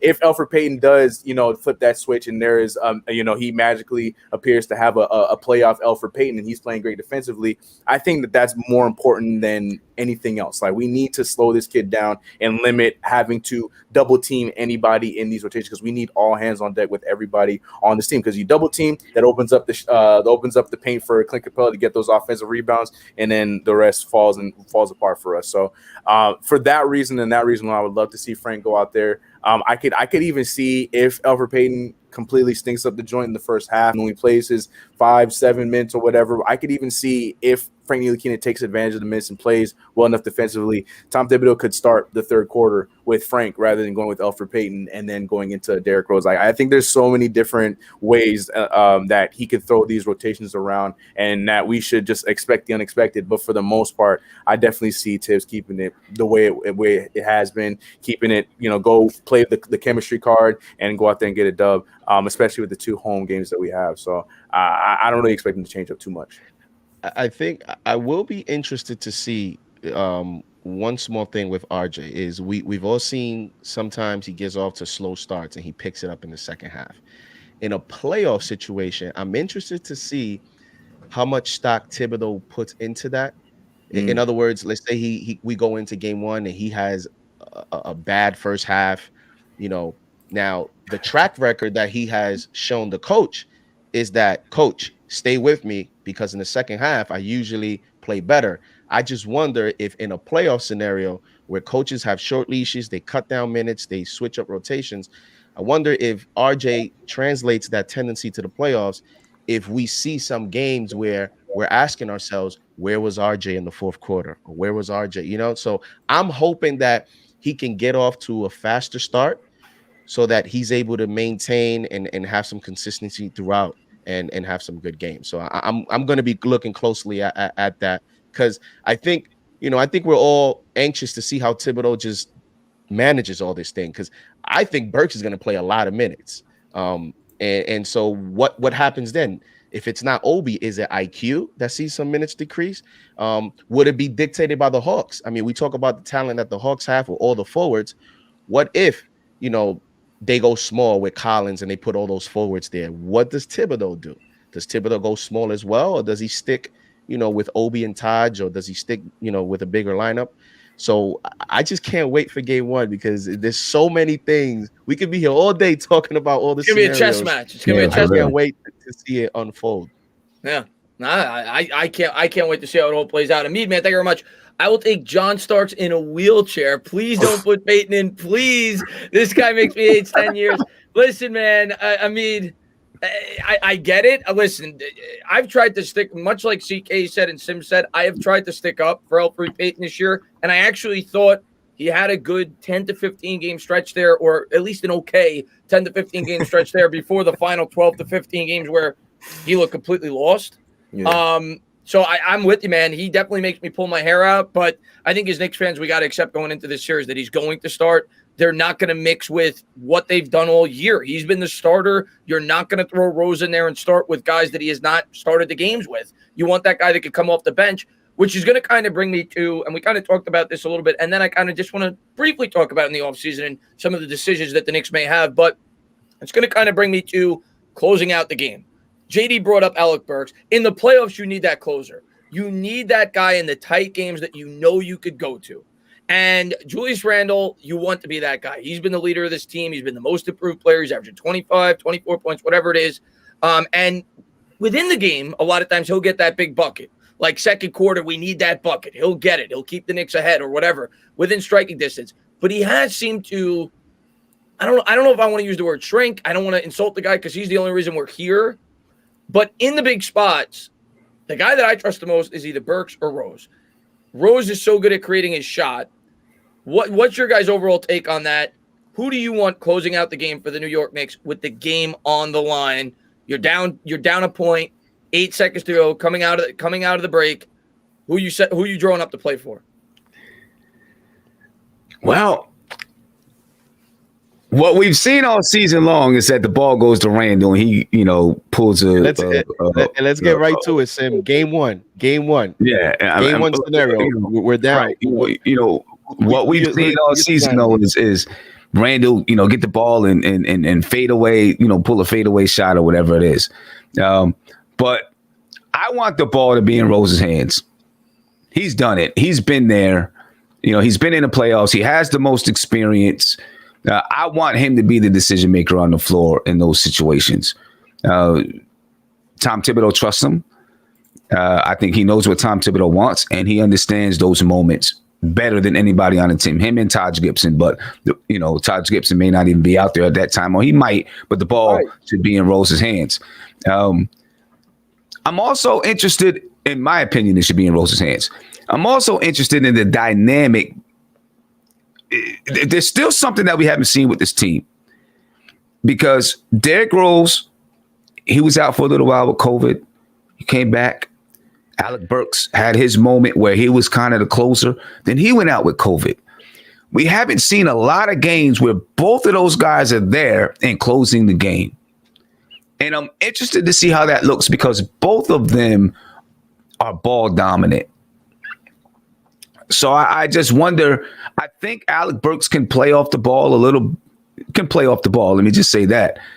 But I still think there's a question mark. Who does Tom Thibodeau go to and want to go to, right? Because even down these last few games of this season, Derrick Rose, you can argue that he was being sat out a little bit to rest his ankle. Right. So you see Alec Burks down the stretch with the ball in his hand. So maybe Derrick Rose can rest a bit. So I'm interested to see what that dynamic is going to look like and who Tom Thibodeau decides to go with, whether it's just a hot hand or if he says, this is the guy that I trust and this is who I'm rocking with. I'm interested in that. But all things being equal, I'm trusting Derrick Rose. I'm with you on that. JD, go ahead, my man. End of games. Yeah, I mean, I guess even as Alec Burks has hit some big shots and he's proven to be a big time fourth quarter player for us, I think you go with the guy that has been in those situations, the guy that can create his shot, but also create a shot for others. Now, Alec Burks has that ability, but Alec Burks sometimes runs into these like nonchalant, lackadaisical plays where he gets caught up in playmaking a little too much and it turns into a turnover, or it's these weird nonchalant plays sometimes in inopportune times. I trust Derrick Rose more. You saw him hit a few big shots against the Lakers. I just think the concern for me will be what will he have left at the end of these games? Because how many minutes will Thibodeau play him up until that point? What is the game plan for him? Are we looking to have him at a certain minutes count by the fourth quarter so that he's fresh for the fourth quarter? He can finish the game strong. So to me, kind of the minutes distribution, we've seen Derrick Rose when he plays, in those high 30s, tends to, lose a little bit of that explosion. And I don't know if it's just natural human, he's just up there and then he has a lot of miles, or if it's a condition. I think it's more, when these guys are up there in age, you kind of have to manage them a little bit better. So to me, the concern with Rose would be just how we manage his minutes, keeping him fresh for the fourth. But I can see them going to Randall. We've seen it, where he's been the first option, and if he's having a good game, they may just go to him. He's had this MVP-like season, and everybody's, he's been leading us, and I can see them trying him out for a shot. Like if game one we're in that situation, I can totally see him, if he's having a good game, them designing a play for him.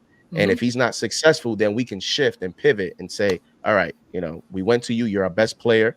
You kind of give that player that respect. He has made some big shots. He's made a lot. He's missed a lot too. So I think it depends on how the game goes as well. Yeah. The thing I worry worry about the Knicks is we have multiple options. So we'll have the ability to design a play. At the end of games, we have multiple. Even Reggie, Bullock has hit a few big threes. So I think that's a positive. Yeah, every time we design a play, it ends up going to Randall in the mid post. So that's what I'm saying. So you see, like we say this, but like when I'm watching the games, it seems like he's the one taking the shot. Like the one with the Lakers where he missed that easy teardrop. I didn't think it was gonna, at that point, Anthony Davis made an adjustment where he stayed home on defense. In the first half, Randall was, shaking Anthony Davis. Anthony Davis was tight on his hips and feet. In the second half, he made an adjustment. So in crunch time, I thought Thibodeau will see that and pivot and say, well, Anthony Davis could lock him up. And he did. And so that's, and if they designed that with him going against Davis, who you wouldn't say is the best matchup, then, what lets you think he won't do it against a team, as you mentioned, Sim, that he's averaging 30 plus points per game. Yeah. No, I could definitely see it. He's been our best player this year. The thing and I've really noticed it down the stretch over the last 10, 12 games. The thing I worry about with Randall is he seems to get trapped a lot in these late game situations, and it's almost like he doesn't know what to do. Like and he's done good at that in certain areas throughout the year. But it seems like in the late game situations, they trap him and he turns the ball over a lot, or he doesn't get a good shot off. I think back to the game, I think it was against the Pelicans, right, where Rose, he collapsed Lonzo Ball, he hit Bullock in the court. I just think Rose, in my opinion, needs to have the ball in that big spot, whether it's him creating his own shot or creating a shot for somebody else. That's who I'm most comfortable with, having the ball in their hands late in the game. But CK, go ahead, man. Yeah, JD put it perfectly. Like the option, I think, is going to be Julius Randle. I think there's no way around it. I think Julius Randle's going to want it. He's going to call for it. Whoever it is that has the ball in it, he's going to bark to make sure he gets the ball. But if it's up to me, in my personal opinion, the person I want the ball in that, who I want to have the ball in their hands, who I'd be most comfortable with and feel like we get the best result, is obviously Derrick Rose. I was saying pre-show I would go Derrick Rose, then Burks, then Randall. But just being realistic, thinking about the time of the game, how the game's going, more times than not, Julius Randle's probably going to be in a good game. And if it comes down to who I trust to make the least sloppy play at the end of the game, I would go with Julius Randle. So, Derrick Rose is definitely the number one person I would love to see close out the game in the playoffs. Just like we all mentioned, he's the one that is able to create his own shot at anywhere on the court. This man can push up a floater from the baseline on the right side, you know what I mean? And he'll still go in. Like, he can do a floater from wherever, fade away. Like, he's offensively inclined to make his own shot at any point in the half court. So I would definitely have the most trust in him. But then, definitely, I think Julius Randle understanding the situation, possibly having a good game, he'd be my number 2 to go to. But I think, Derrick Rose, to me, I feel like it's a given. I think that Derrick Rose should be the guy that you get that ball to at the end. Yeah. Tana, I have a question for you guys. Yeah. We seen it yesterday with Schroeder and Andre Drummond, right? It's playoff time. And so with that, a lot of these, individual performances and great seasons that, you look around the roster, even Peyton at some point early in the season, everyone has had a solid season. When you really look at it, other than our you got to really look for Peyton though. You got to get like the magnifying glass out, and you got to really look. Man. But with that, not all of it translates to the playoffs, right? So we already seen in the playoffs some of these guys. DeRozan had an awful game, right? He was like 4 for like 17 or so. It was just awful game. Who are you guys concerned about? If there's a player that you say, I'm concerned that maybe he won't have as great of a playoff series. Is there a player on the team that you guys can see not coming through, whether it's a role player I'll or one answer of our first. starters? And he's my favorite player on the team. But he's 20 years old. He has no playoff experience. RJ Barrett. I'm worried that RJ Barrett could struggle in the playoffs. It's his first playoffs. He's 20 years old. Like you said, he struggled in the first halves of games. I worry about RJ Barrett. And I'm not saying he won't have a good series. I think he could. I think he's going to be a great player. I think he's going to be an all-star in this league. But he's young. He's never been in a spot like this. I worry about RJ Barrett because I know we need him if we're going to win this series. And I'm picking us to win this series. And I'm going to have us win it in 7. I think it goes the distance because I am going to respect the Hawks. But Barrett's my guy in terms of an impact player that I would worry could have a bad series. Might be an easy answer, but at the same time, I mean, I wouldn't say easy. I'm worried about the Rook.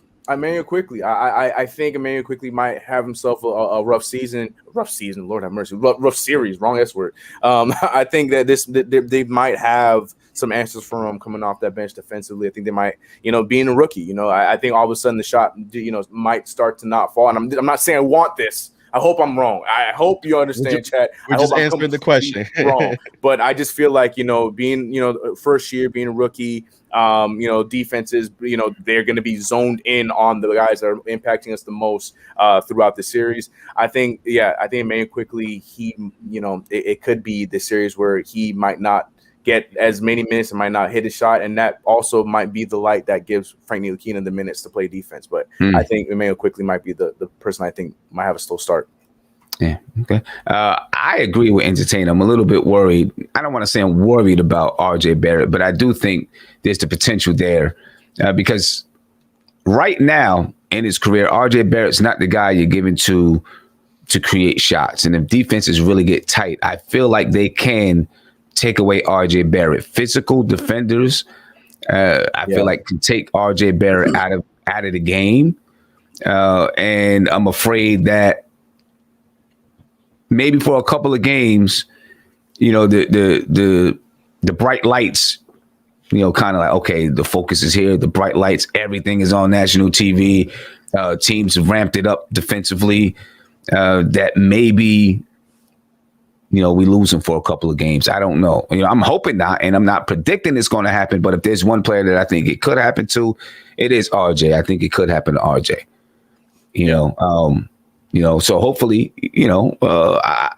if anything, I think he's going to learn from it, and he will have some really good games in this series too.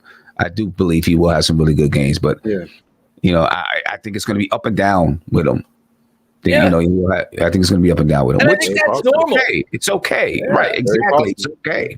It's okay for him. I think Quickley is going to be up and down too, but I think Quickley might give us he might give us 1 or 2 games where he really does explode. He just has that ability to shoot lights out from 3. So and that's my reason, and that's my thing, because I do co-sign the RJ Barrett choice. But my only thing is when Emmanuel Quickley's shot does not hit, then what?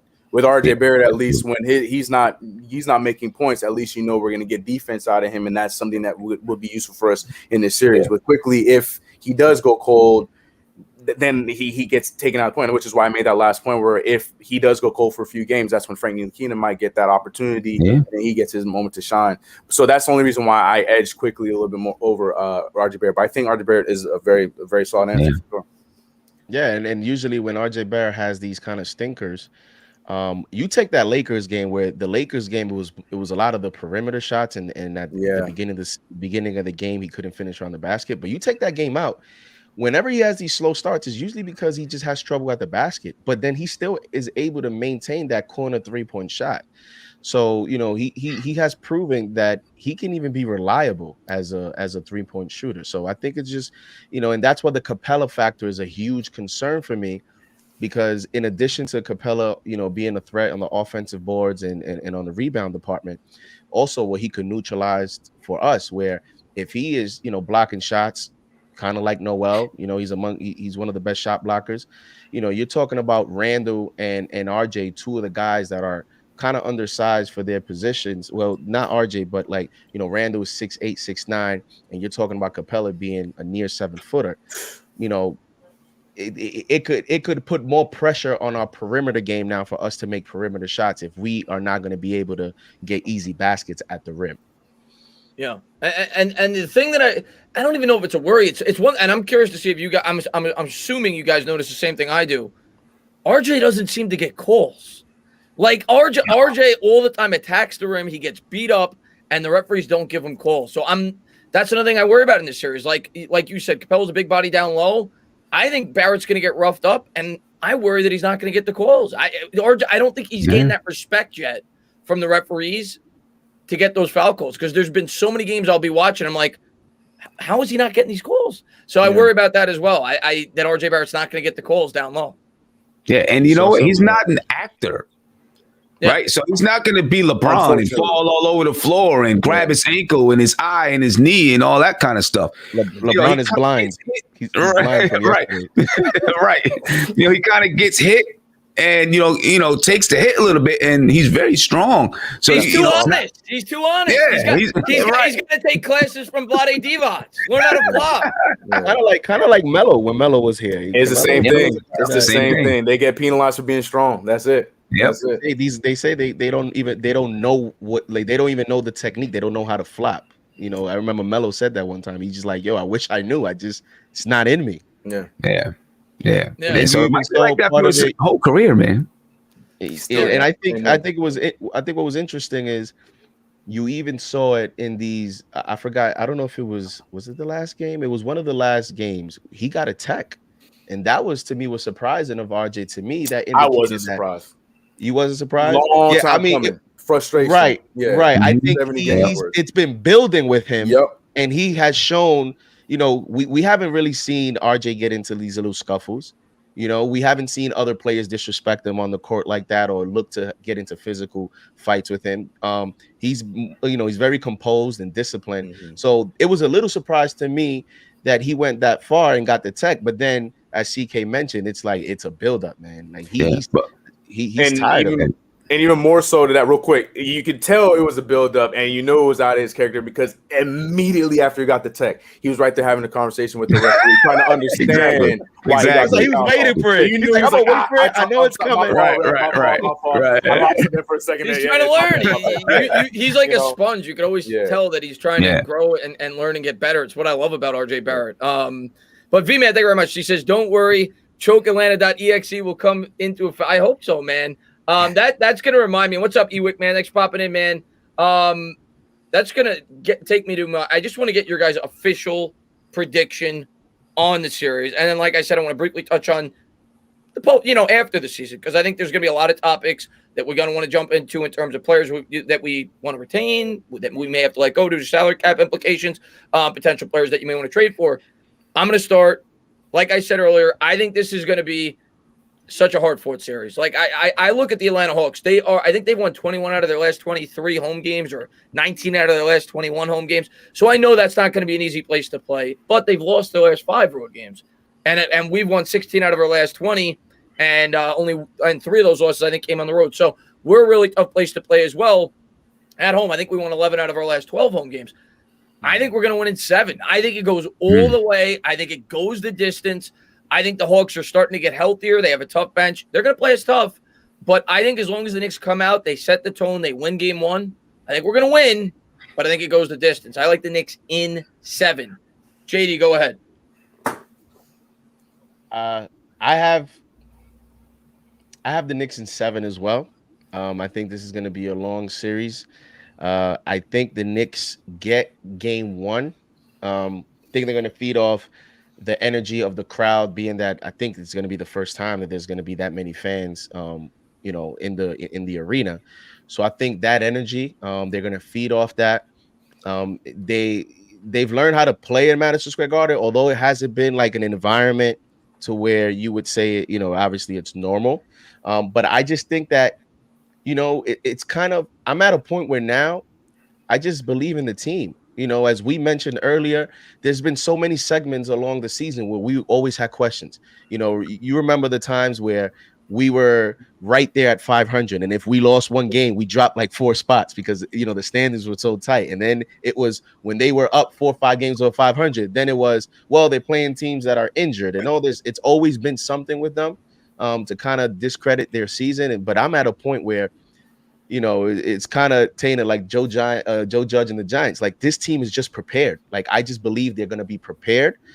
You're talking about, and I don't know if with this playing situation, I guess Sim or you guys could enlighten me on this. I don't know if this is the first time that we've had, with the plan being implemented, that a team that it's not, the top 6 teams have this much time before their first playoff.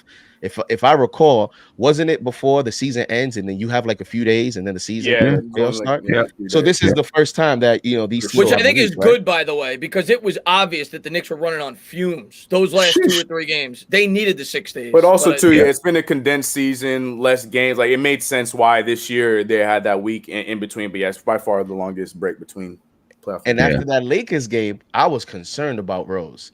You saw Rose; he was like, I don't know how he was going to get back to New York, because the way that he looked, he was limping. And so this week, I think, is going to be beneficial for our veterans, but it's also going to be beneficial in the film room, executing the game plan. And, CK talked about, Thibodeau being a magician with executing game plans in the playoffs. Well, you're giving him a week now. So I think they get game 1. I think they win in 7. And I think Frank makes a play in game 7 that defines the game, and the Knicks win in 7, and we're all sweating and going crazy. Are we talking like an LJ 4-point play moment or something on defense? No, I think LJ 4-point play. I can see Burks doing something like that, but Frank, I see Frank just having a defensive impact in game 7. And that being a big reason why we won that game. And then after we win in 7, oh my God, everybody's gonna think we're going to the finals of the Eastern Conference Finals. Everybody thinks that now. I'm about to say, we even played against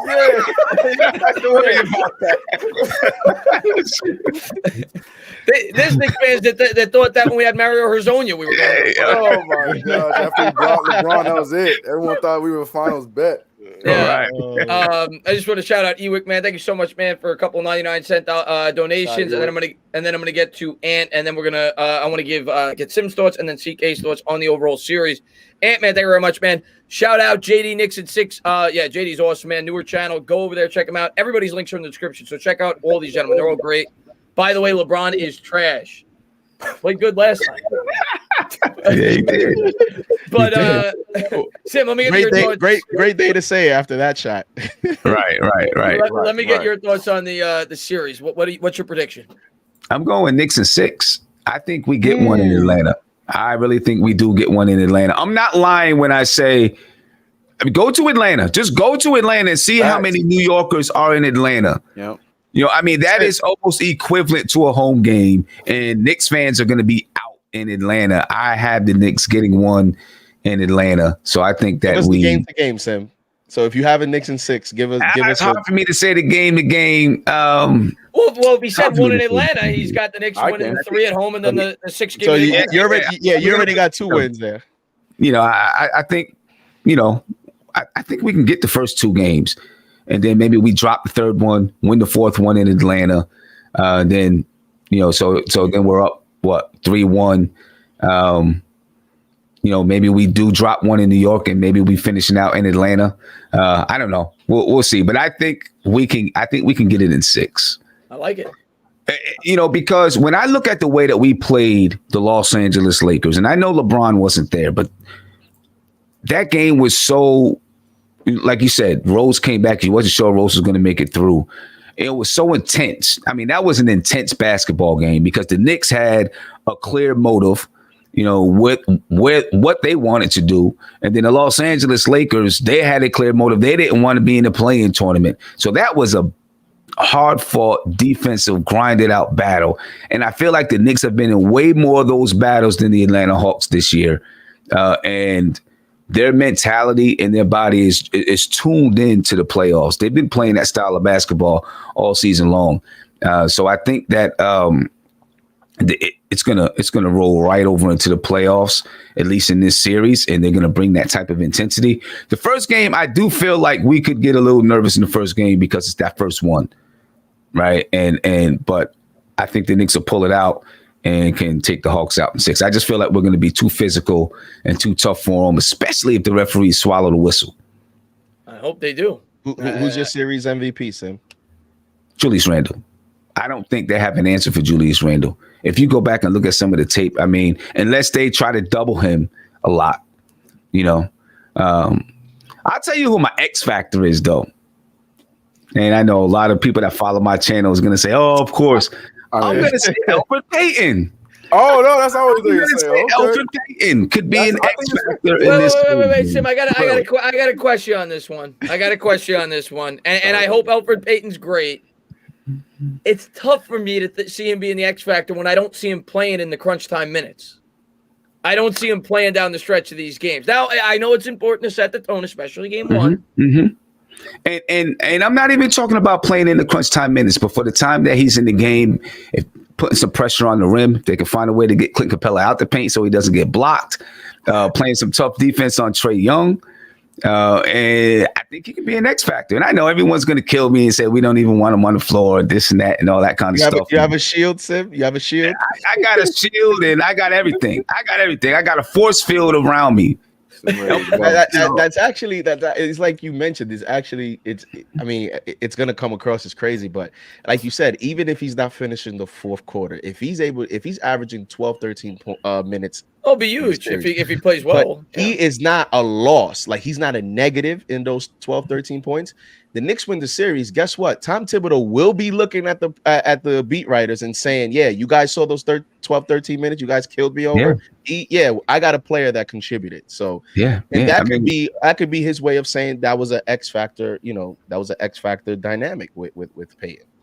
Yeah. I mean, we got this week-long break. Everybody had a chance to refresh, come in with some renewed spirit, and X factor, Elfrid Payton. That is a hot take, and I like it. That's a hot take.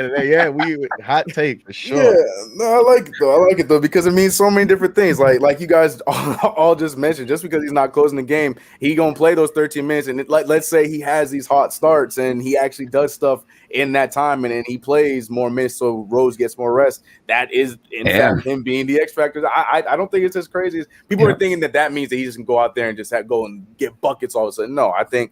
For what it is, it means he gives you 15 solid minutes instead of 15 horrible minutes. Exactly. And that means that we exactly.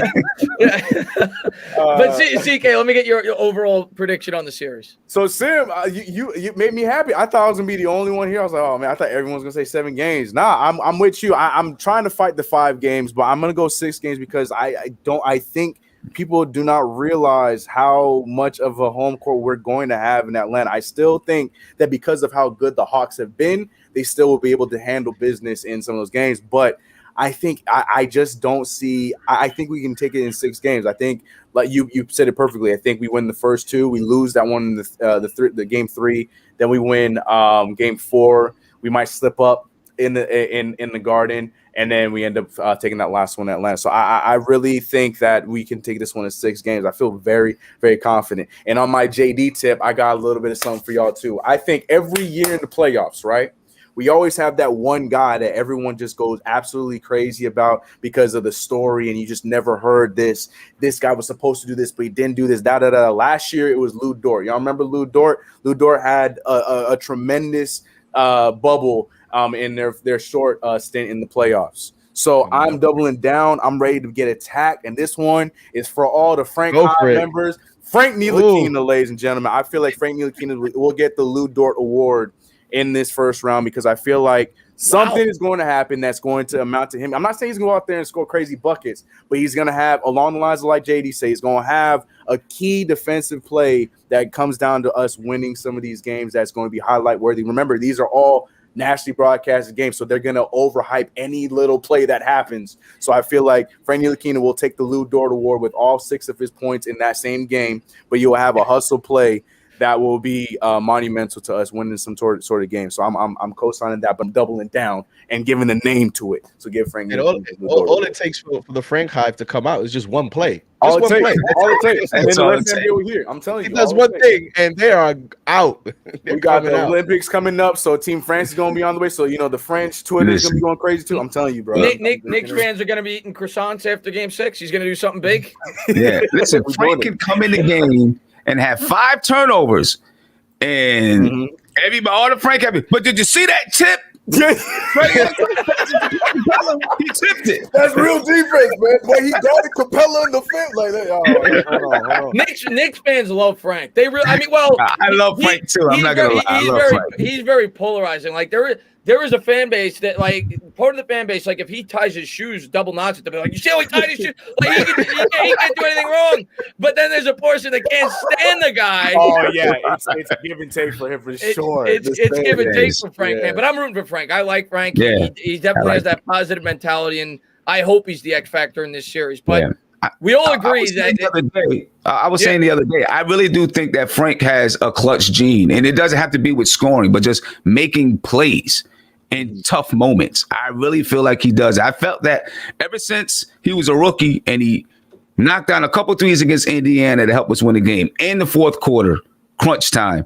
And, I just feel like he has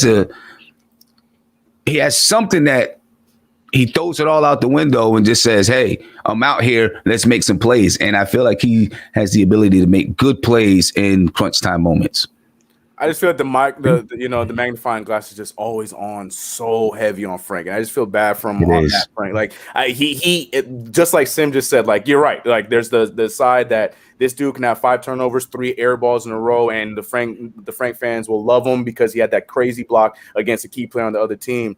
But then at the same time, it's like if he does do anything good for one game, then he's out for the next like 6, 7, 8 games because it's just the rotation and just the way it is. So it's just like, I feel like every little thing he does is being ridiculed and being paid attention to a little bit more closely than a lot of these other players on the team. So I think that's where my love for him comes. I think he's a solid player, but I just feel like he's never really gotten that shot. So I'm just here pushing from, like, he's never gotten that. He's never found that niche. He's never found that niche. Yeah, right. Exactly. And I was a little disappointed because he was one of the first players I thought of, him and Mitch, when we hired Thibodeau.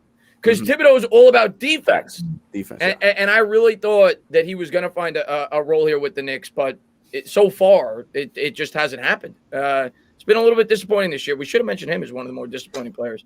Been a little disappointing this year with Frank, but hopefully he comes up with some signature moments in the playoffs. I'm just going to read a couple of these. Bob says, Nate McMillan fined for implying bias.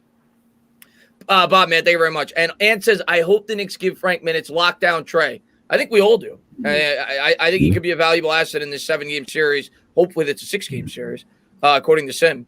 And then Jonathan says, what about starting Obi for space? Can't do that. Over who? Yeah. Now, you can't do that. That's going to be an interesting dynamic when we discuss the offseason, because I think soon here the front office Leon Rose himself is going to have to make a decision on Obi. I want to get to that now. I want to get to the offseason real quick. And obviously we're so pumped about the playoffs, and I get it. We haven't been here, like I said, for 300 years. But next offseason, we have a lot of decisions to make when you look at this roster, because like you guys said earlier, we signed a lot of 1-year deals. You got to make decisions with guys like Noel. You got Mitch coming back. You got to make decisions with guys like Burks. You got to make decisions potentially bringing in free agents. What guys do you see that are currently on this roster? And of course, we want to bring all of them back. We love the Knicks. It's been a great team, but that's not the way it works. Which guys do you see that are on this roster that have been contributors for this team that you think could be a casualty going into next year? Contributors that are casualties. It's not an easy one. Well, I mean, obviously, Alfred Payton could be a casualty. Yeah, he's gone. He's already packed his suitcase. And there was a while there where I really felt like, he could still come back next year. There was a point in the season where, there was a good 10, 15 games where he was playing pretty well. And I wasn't saying for him he would come back as a starter, but for consistency reasons. Like I said, Tom Thibodeau loves consistency. And part of the reason why I think this group is successful is because there's so many players that are back. And when you build that consistency and camaraderie, it can translate to the basketball court. But when you look at the last 20 games, it doesn't even look like he wants to be here anymore.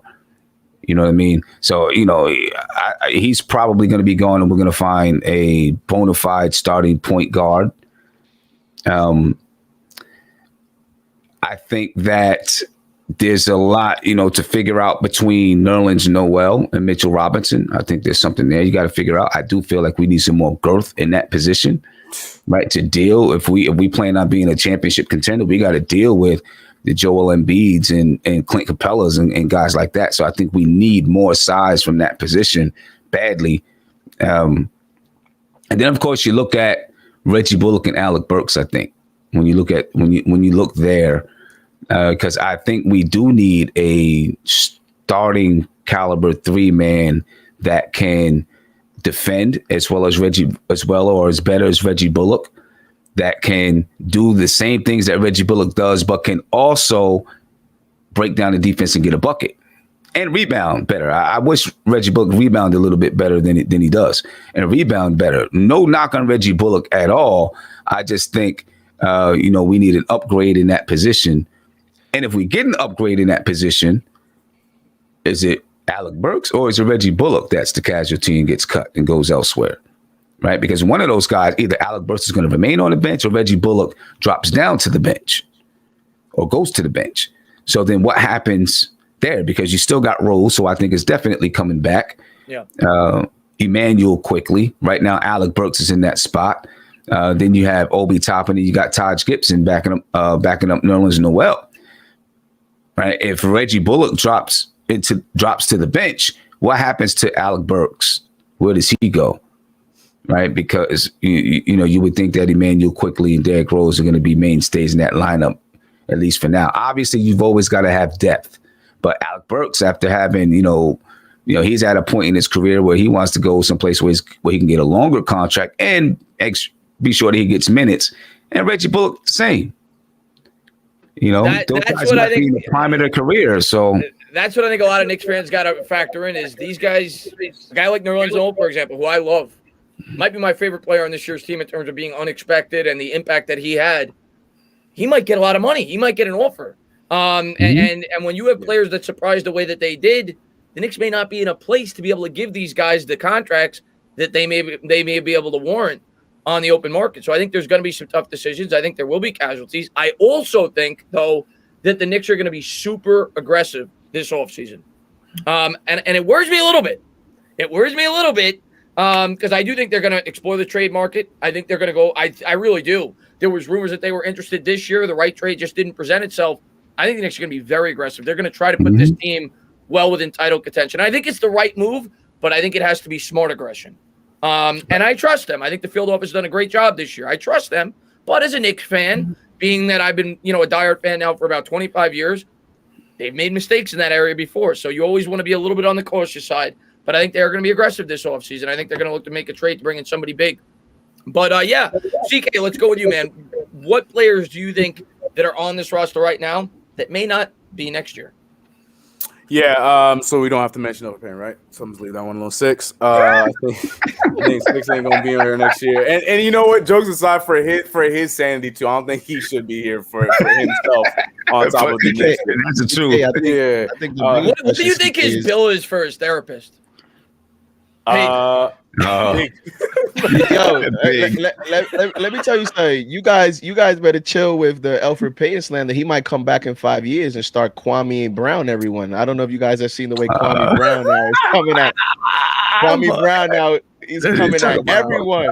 I don't know if you've seen it, Tana. Kwame Brown now is coming at everyone. I saw the video. Yeah. So I don't know if Elfrid Payton's gonna have that type of revival. I think the more question, CK, is do you think, as you go into your point, with Payton, will Payton even be in the NBA roster next season? I think there's a concern about his game in today's NBA.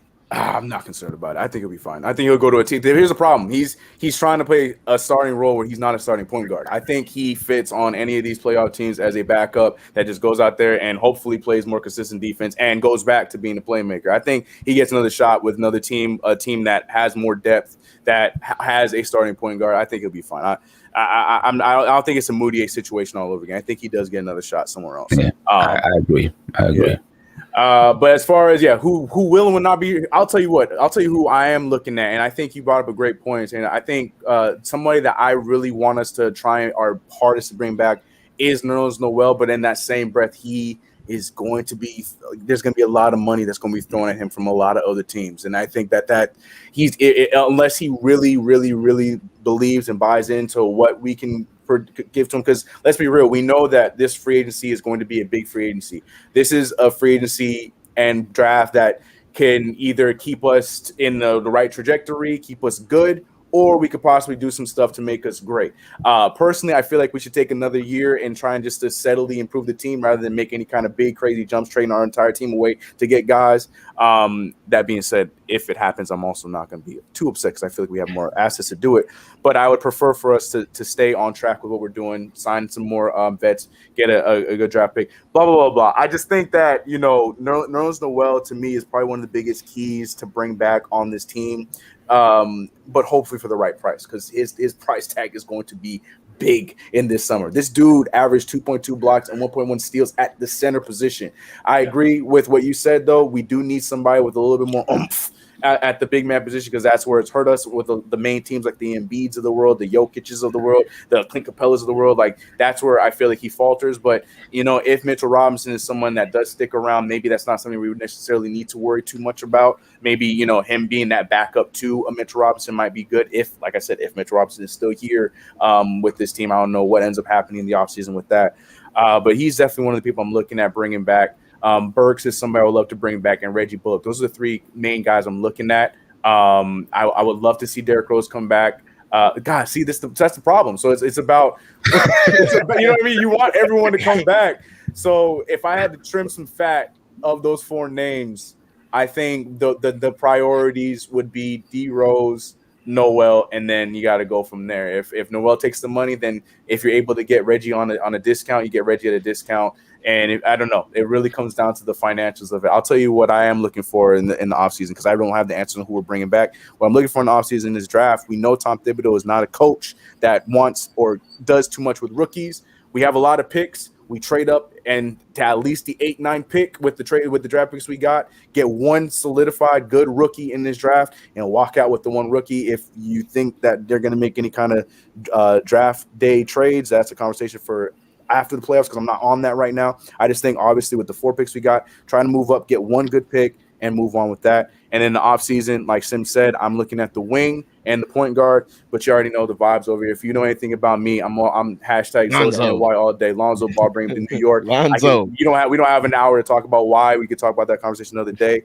But yeah, the point of the matter is we need to make sure that we beef up the point guard, and in my opinion, I would love for us to draft a solid wing. I think like Zaire Williams, there's a bunch of names like that. But the priorities for us are to improve slightly and continue the trajectory we're on. I think the chips will fall where they may as far as who we're bringing back. That's such a hard question. I want them all back. Yes. I want them all back, but at the same time, if we're even able to get 2 out of those 4 names back, I think that's a plus. Regardless if it's a D Rose and Nerlens Noel, if it's a Noel and Burks, like whoever the case may be, if we're able to bring back half of the guys that would be losing, I think that's still a plus for us, and it doesn't really throw us off course. So that's my answer to that. Long-winded, but it's my answer. No. The thing with Noel for me and why I love him so much, it goes beyond the box score for me. It's whenever he gets those blocks, it's like momentum shifting plays. Yeah. Like he sets fast breaks. They come at the biggest moments, and to me, he's been one of the heart and soul of this team this year. But I just worry other teams are going to see that, like you said, and I don't know how much we're going to have in the budget. Not to mention, I am on the Lonzo Ball train. I know some Knicks fans may not be. I think he's a true distributor, and I think if he's in the right situation, I think he could flourish with the New York Knicks. Not that he's going to be a superstar, but I think he's what we need. He doesn't have to be. That's right. He doesn't have to be a superstar. Yeah. Yeah. Yeah. And that's the thing. People just want the sexy point guard. They want the Damian Lillards. They want the sexy point guard that can get you those 20 points and make it look good, like his brother LaMelo Ball, stuff like that. But we don't necessarily need that. If we can get a guy, high IQ defensive guy that can stretch the floor like Lonzo Ball, to me it just makes too much damn sense. But I'm here still convincing people, so there's that. We'll see what No, happens. I'm with you. I would love the addition of Lonzo Ball on this team. I was hoping that they made a trade for him at the deadline. Yeah, same. Yeah. I would love the addition of Lonzo Ball. I think he just brings so much. You know, like you said, everybody's looking at the scoring guard and all those type of things. But you know, the way that you put pieces together and you know, and build the team means a lot. And you know, the things that he can do will open up the floor and, in my opinion, stop double teams on Randall because he can see the floor so well and his ability to distribute. So, you know, if they're double teaming Randall and they get it to Ball, he can find who's out there on the floor, you know, because he's already seen who's going to be open because he has, in my opinion, he has that foresight, the ability to see one or two plays ahead of what's happening. I think that he makes a big difference on this team. And you know, we score like what 8 points a game on the break. Lonzo Ball likes to get the ball up the floor. He looks ahead. I've loved it ever since he was in college. He looks ahead, and I think that would help this team out so much. Just looking ahead and advancing the ball early would help us get some easy buckets off the break.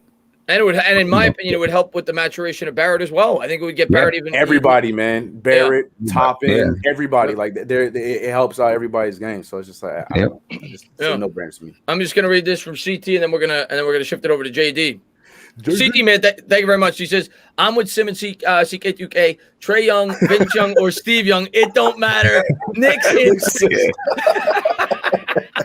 Let's go, CT. But go ahead, my man. Sorry about that, Jay. It was funny too. Somebody in the chat was like, "It's only a matter of time before CK." You knew it was coming. Look, man, I got the board on deck. I don't sleep on the movement. All right, I don't sleep on the movement. That's what I'm talking about. And look, man, and shout out to Sim. I didn't even have to say how much Sim was out here. I see what I'm saying. Like, don't worry about it, man. Like, I'm telling you, bro, it's big. It's bigger than us. Sorry, I'll stop. I think that you know, obviously, like we don't feel it now. But whenever this playoffs ends, it's gonna hit us that this is gonna be one of the most important off seasons of this franchise because I think the front office walked into this and nobody expected this. I don't think Leon Rose expected this. You know, many people were talking about us being in the lottery and potentially having a chance to get Cade or Jalen Suggs or some of these players. It's transition now to where, you know, this is going to be one of the most important off seasons of this franchise to be able to sustain now. Because guess what? After these playoffs, especially if we win this first round, to which our predictions, that's what we expect, right? There's going to be expectations now, right? That honeymoon stage is going to be over. And so Woj had a report that went under the radar just 2 days ago on his podcast. And he reported that the Knicks are going to be in the market for a disgruntled star, and he expects that they're going to take big swings in the trade market. He doesn't expect the Knicks to do a lot in free agency, but he expects them to do more and be aggressive in the trade market. So if Woj is saying that, Woj is not going to say that without having some type of conversation with some type of important executive because of his credibility. And there's going to be so many questions, right? Because now, what do you do with the 2 draft picks, right? They had some type of value going into the season, right? Especially after Dallas's terrible start. But now, do you draft these players? Is there even space with Tom Thibodeau? Tom Thibodeau didn't even play Obi and quickly that many minutes. What makes you think if we draft these draft picks that they're going to play? So I think all that together leads to what Woj is saying, that the Knicks are going to try to make a big trade. And I think with whatever way they go, I think it's going to be criticized because I just think that if they make a big trade, that would mean that draft assets are gone, cap space is gone, and that would mean that some of these players that we want to stay will be gone. Because when you trade for a big player, it takes up a lot of roster and just equity to be able to finish, you know, the roster. You saw what happened with the Nets and the Bucks when they make these big trades. So I think whatever they do is going to get criticized. Whether we stay the course, people are going to say, well, we should have gone for a star. If we go for the star, people are going to say, well, we gave up too much. So I don't know what's going to go. I do believe that one of Bullock or Burks will be gone, unfortunately, because I think they're going to try to get a starting caliber player at that position, which will push Reggie Bullock to the bench. And I think at that point, because they will try to plan to elevate quickly into more minutes, Ian Begley have reported that he does believe he is part of the future. So if he's part of the future, that means next year you're looking at quickly playing more minutes. And if he's going to play more minutes, then somebody that's on the roster now has to be a casualty. And to me, it's either going to be Bullock or Burks. One of them is 29, one of them is 30. These are guys that are not going to be fans of another 1-year deal, right? They're in the middle of their primes. They want that long-term security. And you know how it is. The Knicks have been playing well. Some of these other teams that have cap space, they're going to throw some money at some of these free agents that we have. It'll be interesting to see what Rose does. Does Rose help us out with a discount? Or does he say, listen, I want to stay, but pay me up? So, you know, it's hard to say, but I think either way they go, it's going to be much scrutinized. I agree. Yeah. One thing I say about Rose, and then I got to run because I got basketball practice. But Rose, first of all, Rose still has that Adidas contract. He's not hurting for cash. He's, you know, and I don't know how long it is, but I think he still has some years left on that Adidas contract.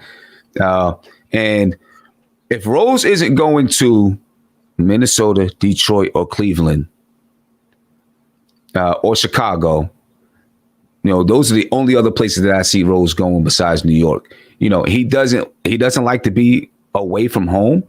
He doesn't like to be in areas that he's not familiar, around people that he's not familiar, which is one of the reasons when it came out that the Knicks were looking to trade for Derrick Rose, some people said, well, why wouldn't he go to LA?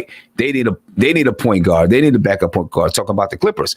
And I was like, no, you know, he's not going to LA. It's either going to be around that Midwest area or New York, because Thibodeau and Taj Gibson are in New York, and he's familiar with New York because he was traded to New York and played for a season in New York.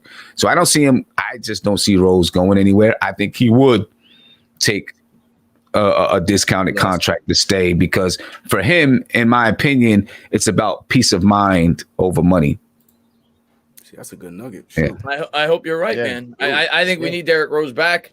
I just can't wait. I can't wait for the playoffs, and then I can't wait to see how they continue to build this roster after the fact. But I just think there's too much smoke. And I really do think they're going to be aggressive in the trade market. We heard the smoke all season, but we'll see. Part of me is kind of like what CK said. It's like, I don't know if I want them to make the move yet. Part of me wants to use the draft capital and move up and get another young piece in the draft, make one smart free agent acquisition, and wait another year before you start to make that big move. Keep this core intact, but at the same time, I can understand it both ways, because we have a lot of draft capital, and you don't want to kind of do what the Celtics did, where the Celtics had all that draft capital with all the moves they made, and they sat on it, and it only got them so far. So the Knicks are in a tough spot right now, where it's a good spot to be in. JD put it perfectly. And it's gonna be the other point I was gonna say. I'm gonna head out. Sam, man, right, be Sam. good, man. Thank you so much. Appreciate you guys, man. Yeah, thank you so What much. time are you on today, Tim? What time are you on today? Like 9 o'clock. All right. Yeah, I'll be on like 9. I'll pop over there. Okay, sounds good. Be Later, good, Tim. everybody. Peace. Be good, Tim. I was gonna say to the Obi factor is, you know, Obi, I'm looking at his contract. After next season, he has 2 back-to-back team options that teams pick up, right? So I think this offseason is going to be a big decision from the front office. They're going to have to decide what they want to do for his future. He's not a 20-year-old, right? And then when you look at, you know, they're going to commit to Julius Randle. So now, Taylor, the question is, where is Obi's long-term role on the team? Because when I look at it closely, it's either first you're going to give the money to Randle, right? So you're going to be in the same situation you have this season. So now, do you convert Obi to a 3? Do you say, okay, Obi, you're going to have to learn how to play center? No. Or does Obi play the same role he's playing now, but just with more minutes? Because where is his role once you commit to Julius Randle, where is Obi's future role? Because it's all good today, but going into next season, these guys are listen. These guys love their teams, but at the end of the day, these guys have agents. This is a business, and Obi understands he's not 19 years old. They're looking forward to that second contract. He's gonna want to soon be in a position to where he's like, listen, what are you guys gonna do with me? Because obviously he's gonna have to put his part in it. He's gonna have to develop to justify his case. But what I'm saying is, going into next season, when you look at Woj's report that they're going to be aggressive, I think Obi is going to be a part of that decision, whether we package him or if we decide to stick with him, what is going to be his role. I agree with you. And I think the Knicks, and again, it's a good problem to have, but I think when the Knicks drafted Obi, they didn't anticipate Randall was going to do what he did this year. And I think the plan, honestly, was they were going to trade Randall this year. If Randall played like 100%. If Randall played like this last year, Tyrese Halliburton would be a Knick. There's no doubt in my mind. They were 50-50 on it. We've heard the conversations and blah, blah, blah. But like you just mentioned, no one up there, here, no one thought Julius Randle was going to turn it around the way he turned it around. So, yep. CK, you remember when Gordon Hayward was signed, and you remember that like the Hornets. I think it was the Hornets. I think there was like a 4-day period before the announcement was made because they were looking for someone to take salary or something. People were praying for Julius Randle to be dealt, to be a part of that deal. Yep. To be a part of that deal. Yep. And it's crazy how people were praying, take Randle away from us. Yep. And that's why I think Leon Rose now, because it's going to be him. And that's why I think it's an important decision, because executives, they hate to admit mistakes. Yeah. They didn't expect this, but now, like you said, Tane, it's a good problem to have, but Leon Rose is going to have to suck it up and make a decision. Look, JD, I'm 100% on track with you. 100%. It's just I'm not ready to have this conversation yet because it's the playoffs. But I'm with you. I dropped a little nugget on Mitchell Robinson. I think that's a conversation that's going to have to be had. Whether it's not what people want to talk about right now, and it's one of those things that's going to take people out of the zone of the playoffs because you're going to have to hear some of your favorite players. Yeah. Exactly, because you're going to hear one of your favorite players might be traded. Because I'm 100% with you. I love Obi Toppin, but you got to think about everything around the game. So I think you wanted something right there. I think you're going to piss some people off, but I think you're 100% correct. I got a bold prediction for the offseason, and I don't want to say it like it's kind of like when you eat a hot dog, you don't want to know how it's made. Well, we don't want to talk about the details that are going to go through this offseason, but I think Obi's going to get traded. I think the Knicks are going to trade Obi. I think they're going to trade draft picks, and I think they're going to bring in somebody. Who that player is, I don't know. Yeah. But we'll see. And I'm just excited for the playoffs, though, and I'm excited to see it. I had to throw it in there, though. We had to talk a little bit about No, you're right. You're right. No, I'm agreeing with both of you guys. But we'll see. I'm super excited for the rest of the season. I'm going to get to Ayoub, and we're going to wrap this up in a minute. Ayoub, man, thank you very much. I don't know much about him. I know he played for Illinois. I know he's a prospect in this year's draft. I think he averaged like 21 points. I haven't done a ton of research into the draft yet, but I know a little bit about him. I don't know. Where's he being mocked? I want to say, I think he's at 18, 15 now. Let me double check now. I'll get back to you on that. Give me 5 seconds. I'll get back to you on that. Yeah, I've heard a little bit about him. And Cody, man, thank you very much. After that or something. He says, don't watch NBA, but got to support. I appreciate that, Cody, man. Thank you very much. But listen, I got to do these more often. I love talking Knicks basketball. It's just I'm always so busy talking Giants, but I'm going to make an effort to talk a lot more Knicks this offseason and going into next year. I can't wait to talk a lot more Knicks. Yeah, they got him around like 28. We could draft him right now with where we are at. So shoot, they got him at 28. So maybe we don't got to trade up. I just got a quick question for the chat. That's all you have to say is confident or nervous. Are you guys confident or are you guys diving into the biggest closet in the world? Something. What is that an ad for? I don't think I want to know. I was on NBA Draft.net trying to see where this guy was mocked, and some ad just popped up. Are you guys confident or nervous going into game one? Because we were talking backstage how the playoffs with that Warriors-Lakers game and the way that game ended and this heroics. Of course, LeBron makes that shot in the playoffs, right? You don't see, you don't see that many of that stuff in the season, but in the playoffs is where these special moments happen. And I'm interested to see if game one, if we have some type of special play or if unfortunately it happens against us. Are you guys nervous or are you guys confident? I'll answer first. I'm confident, but I'm like cautiously optimistic because I still recognize that this team has not, the core of this team is that Randall and Barrett have not been in this spot. So I'm cautiously optimistic, but I do think we're going to win the series, and I'm super excited no matter what happens, because I do think we're going to fight. And this team all year, they've picked themselves off the mat. So even if we lose with game one, I'm not giving up on the series. Like I've said throughout this stream that I think it's imperative that they win the first game because of how big of a disparity it is in between the way that they play on the road and at home. But this team, every time you think that, like even up till the tail end of the season, when we had that tough West Coast trip, in the back of your head, you were like, well, they might only win one out of these next six. And, I don't know. They may fall to that 6 seed or even the play-in. They always pick themselves off the mat. So I'm confident. I'm confident that they're gonna at least take the Hawks a distance in this series. And I think if they get to 7, they're gonna win. So I'm confident we're gonna win. But at the same time, I recognize that there's obviously some faults to this team. And I recognize that we haven't been in this spot as a team before. So I think there's gonna be some speed bumps, but I think they're gonna find themselves in the second round when all's said and done. And you could be both. I'm amazing guy says I'm confident nervous. I think I'm that too. I'm both. Yeah. You could be nervous and still kind of, you could be nervous and confident. It's just because it's even as a fan, you get jitters going into the game. Oh, of course. Yeah. For sure. You get jitters because you're just like, oh my God, I hope we don't mess this up. We've gone this far. So I can't wait to game one, man. Look, man, I'm just gonna say it. I promised I was going to be absolutely ignorant if my New York Knicks made the playoffs, and I'm a man of my word. Look, man, we played the game. We played the whole, we shouldn't be here. We overachieved. Well, we're the 4th seed. We're here now. So I'm bought in. I'm feeling like I'm one of the players in the locker room. I'm as confident as those guys. Those guys are confident. They believe in themselves. I got Elfrid Payton talking like, I'm as good as how my team is, and we're winning, and we're in the playoffs right now. That's the energy I'm gonna go with. That I'm gonna rock with that too. I'm rocking with my boys, rocking with my team. I feel very, very confident. This is absolutely no disrespect to the Atlanta Hawks. I mentioned at the very top, Nate McMillan, one of my favorite coaches. So happy for him. Blah blah blah. But at the same time, when it comes to my Knicks in the playoffs, I want to hear We're 16 wins away. We're 16 wins away from another title, CK. That's what I'm saying.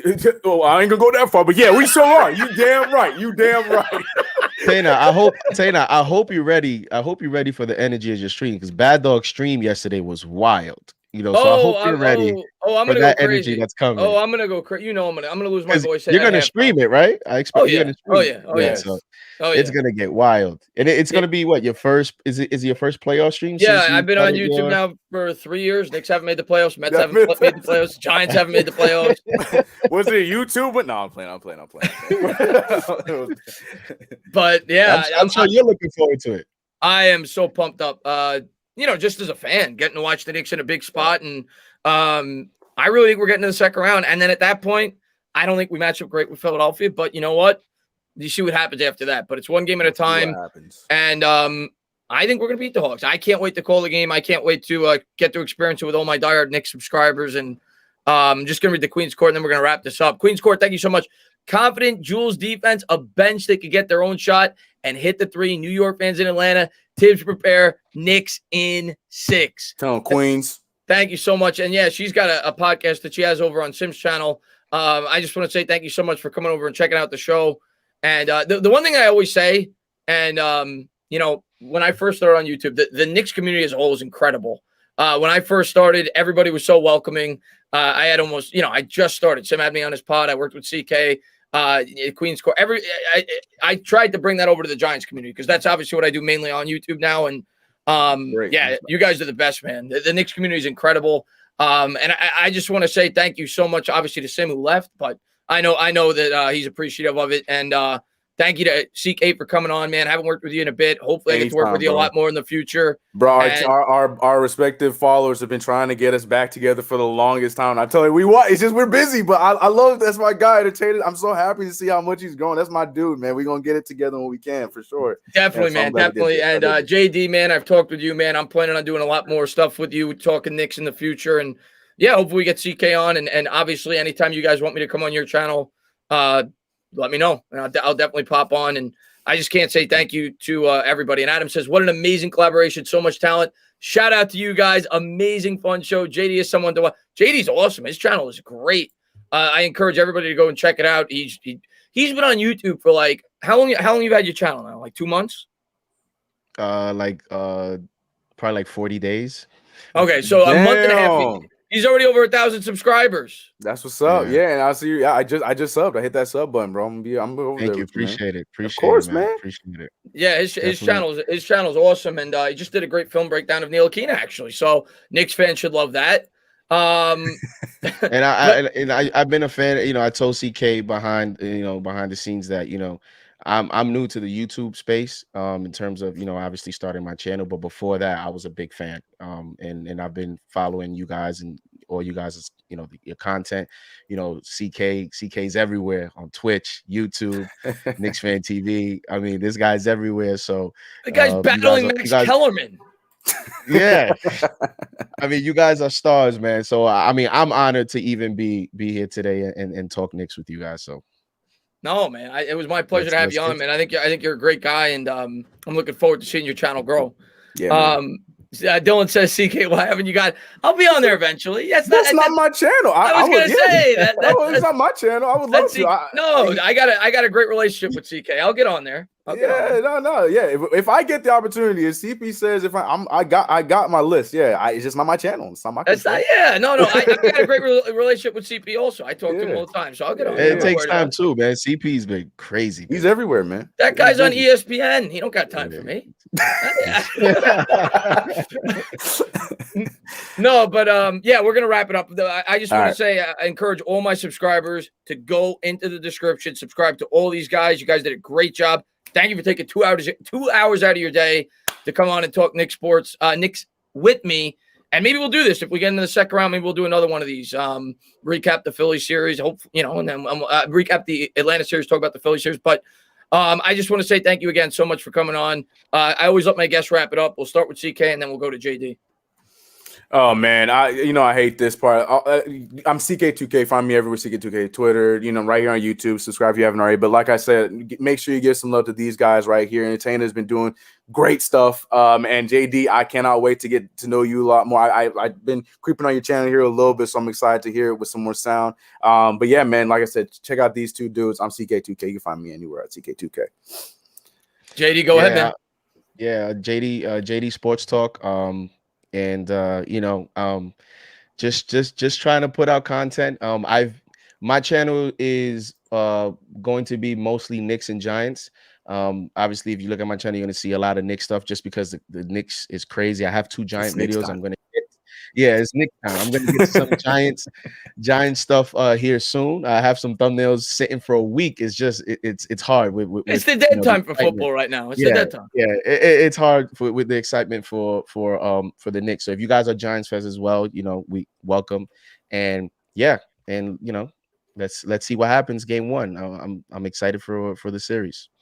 Let's get it, man. Let's get it. Thank you to everyone. No, man. Thank you for thanking me. You guys have a great rest of your day. Thank you to everybody for tuning in. Let's go Knicks. Knicks in 6. That's what CK said. So I'm going. Yes, sir. All right. Have a good one, everybody.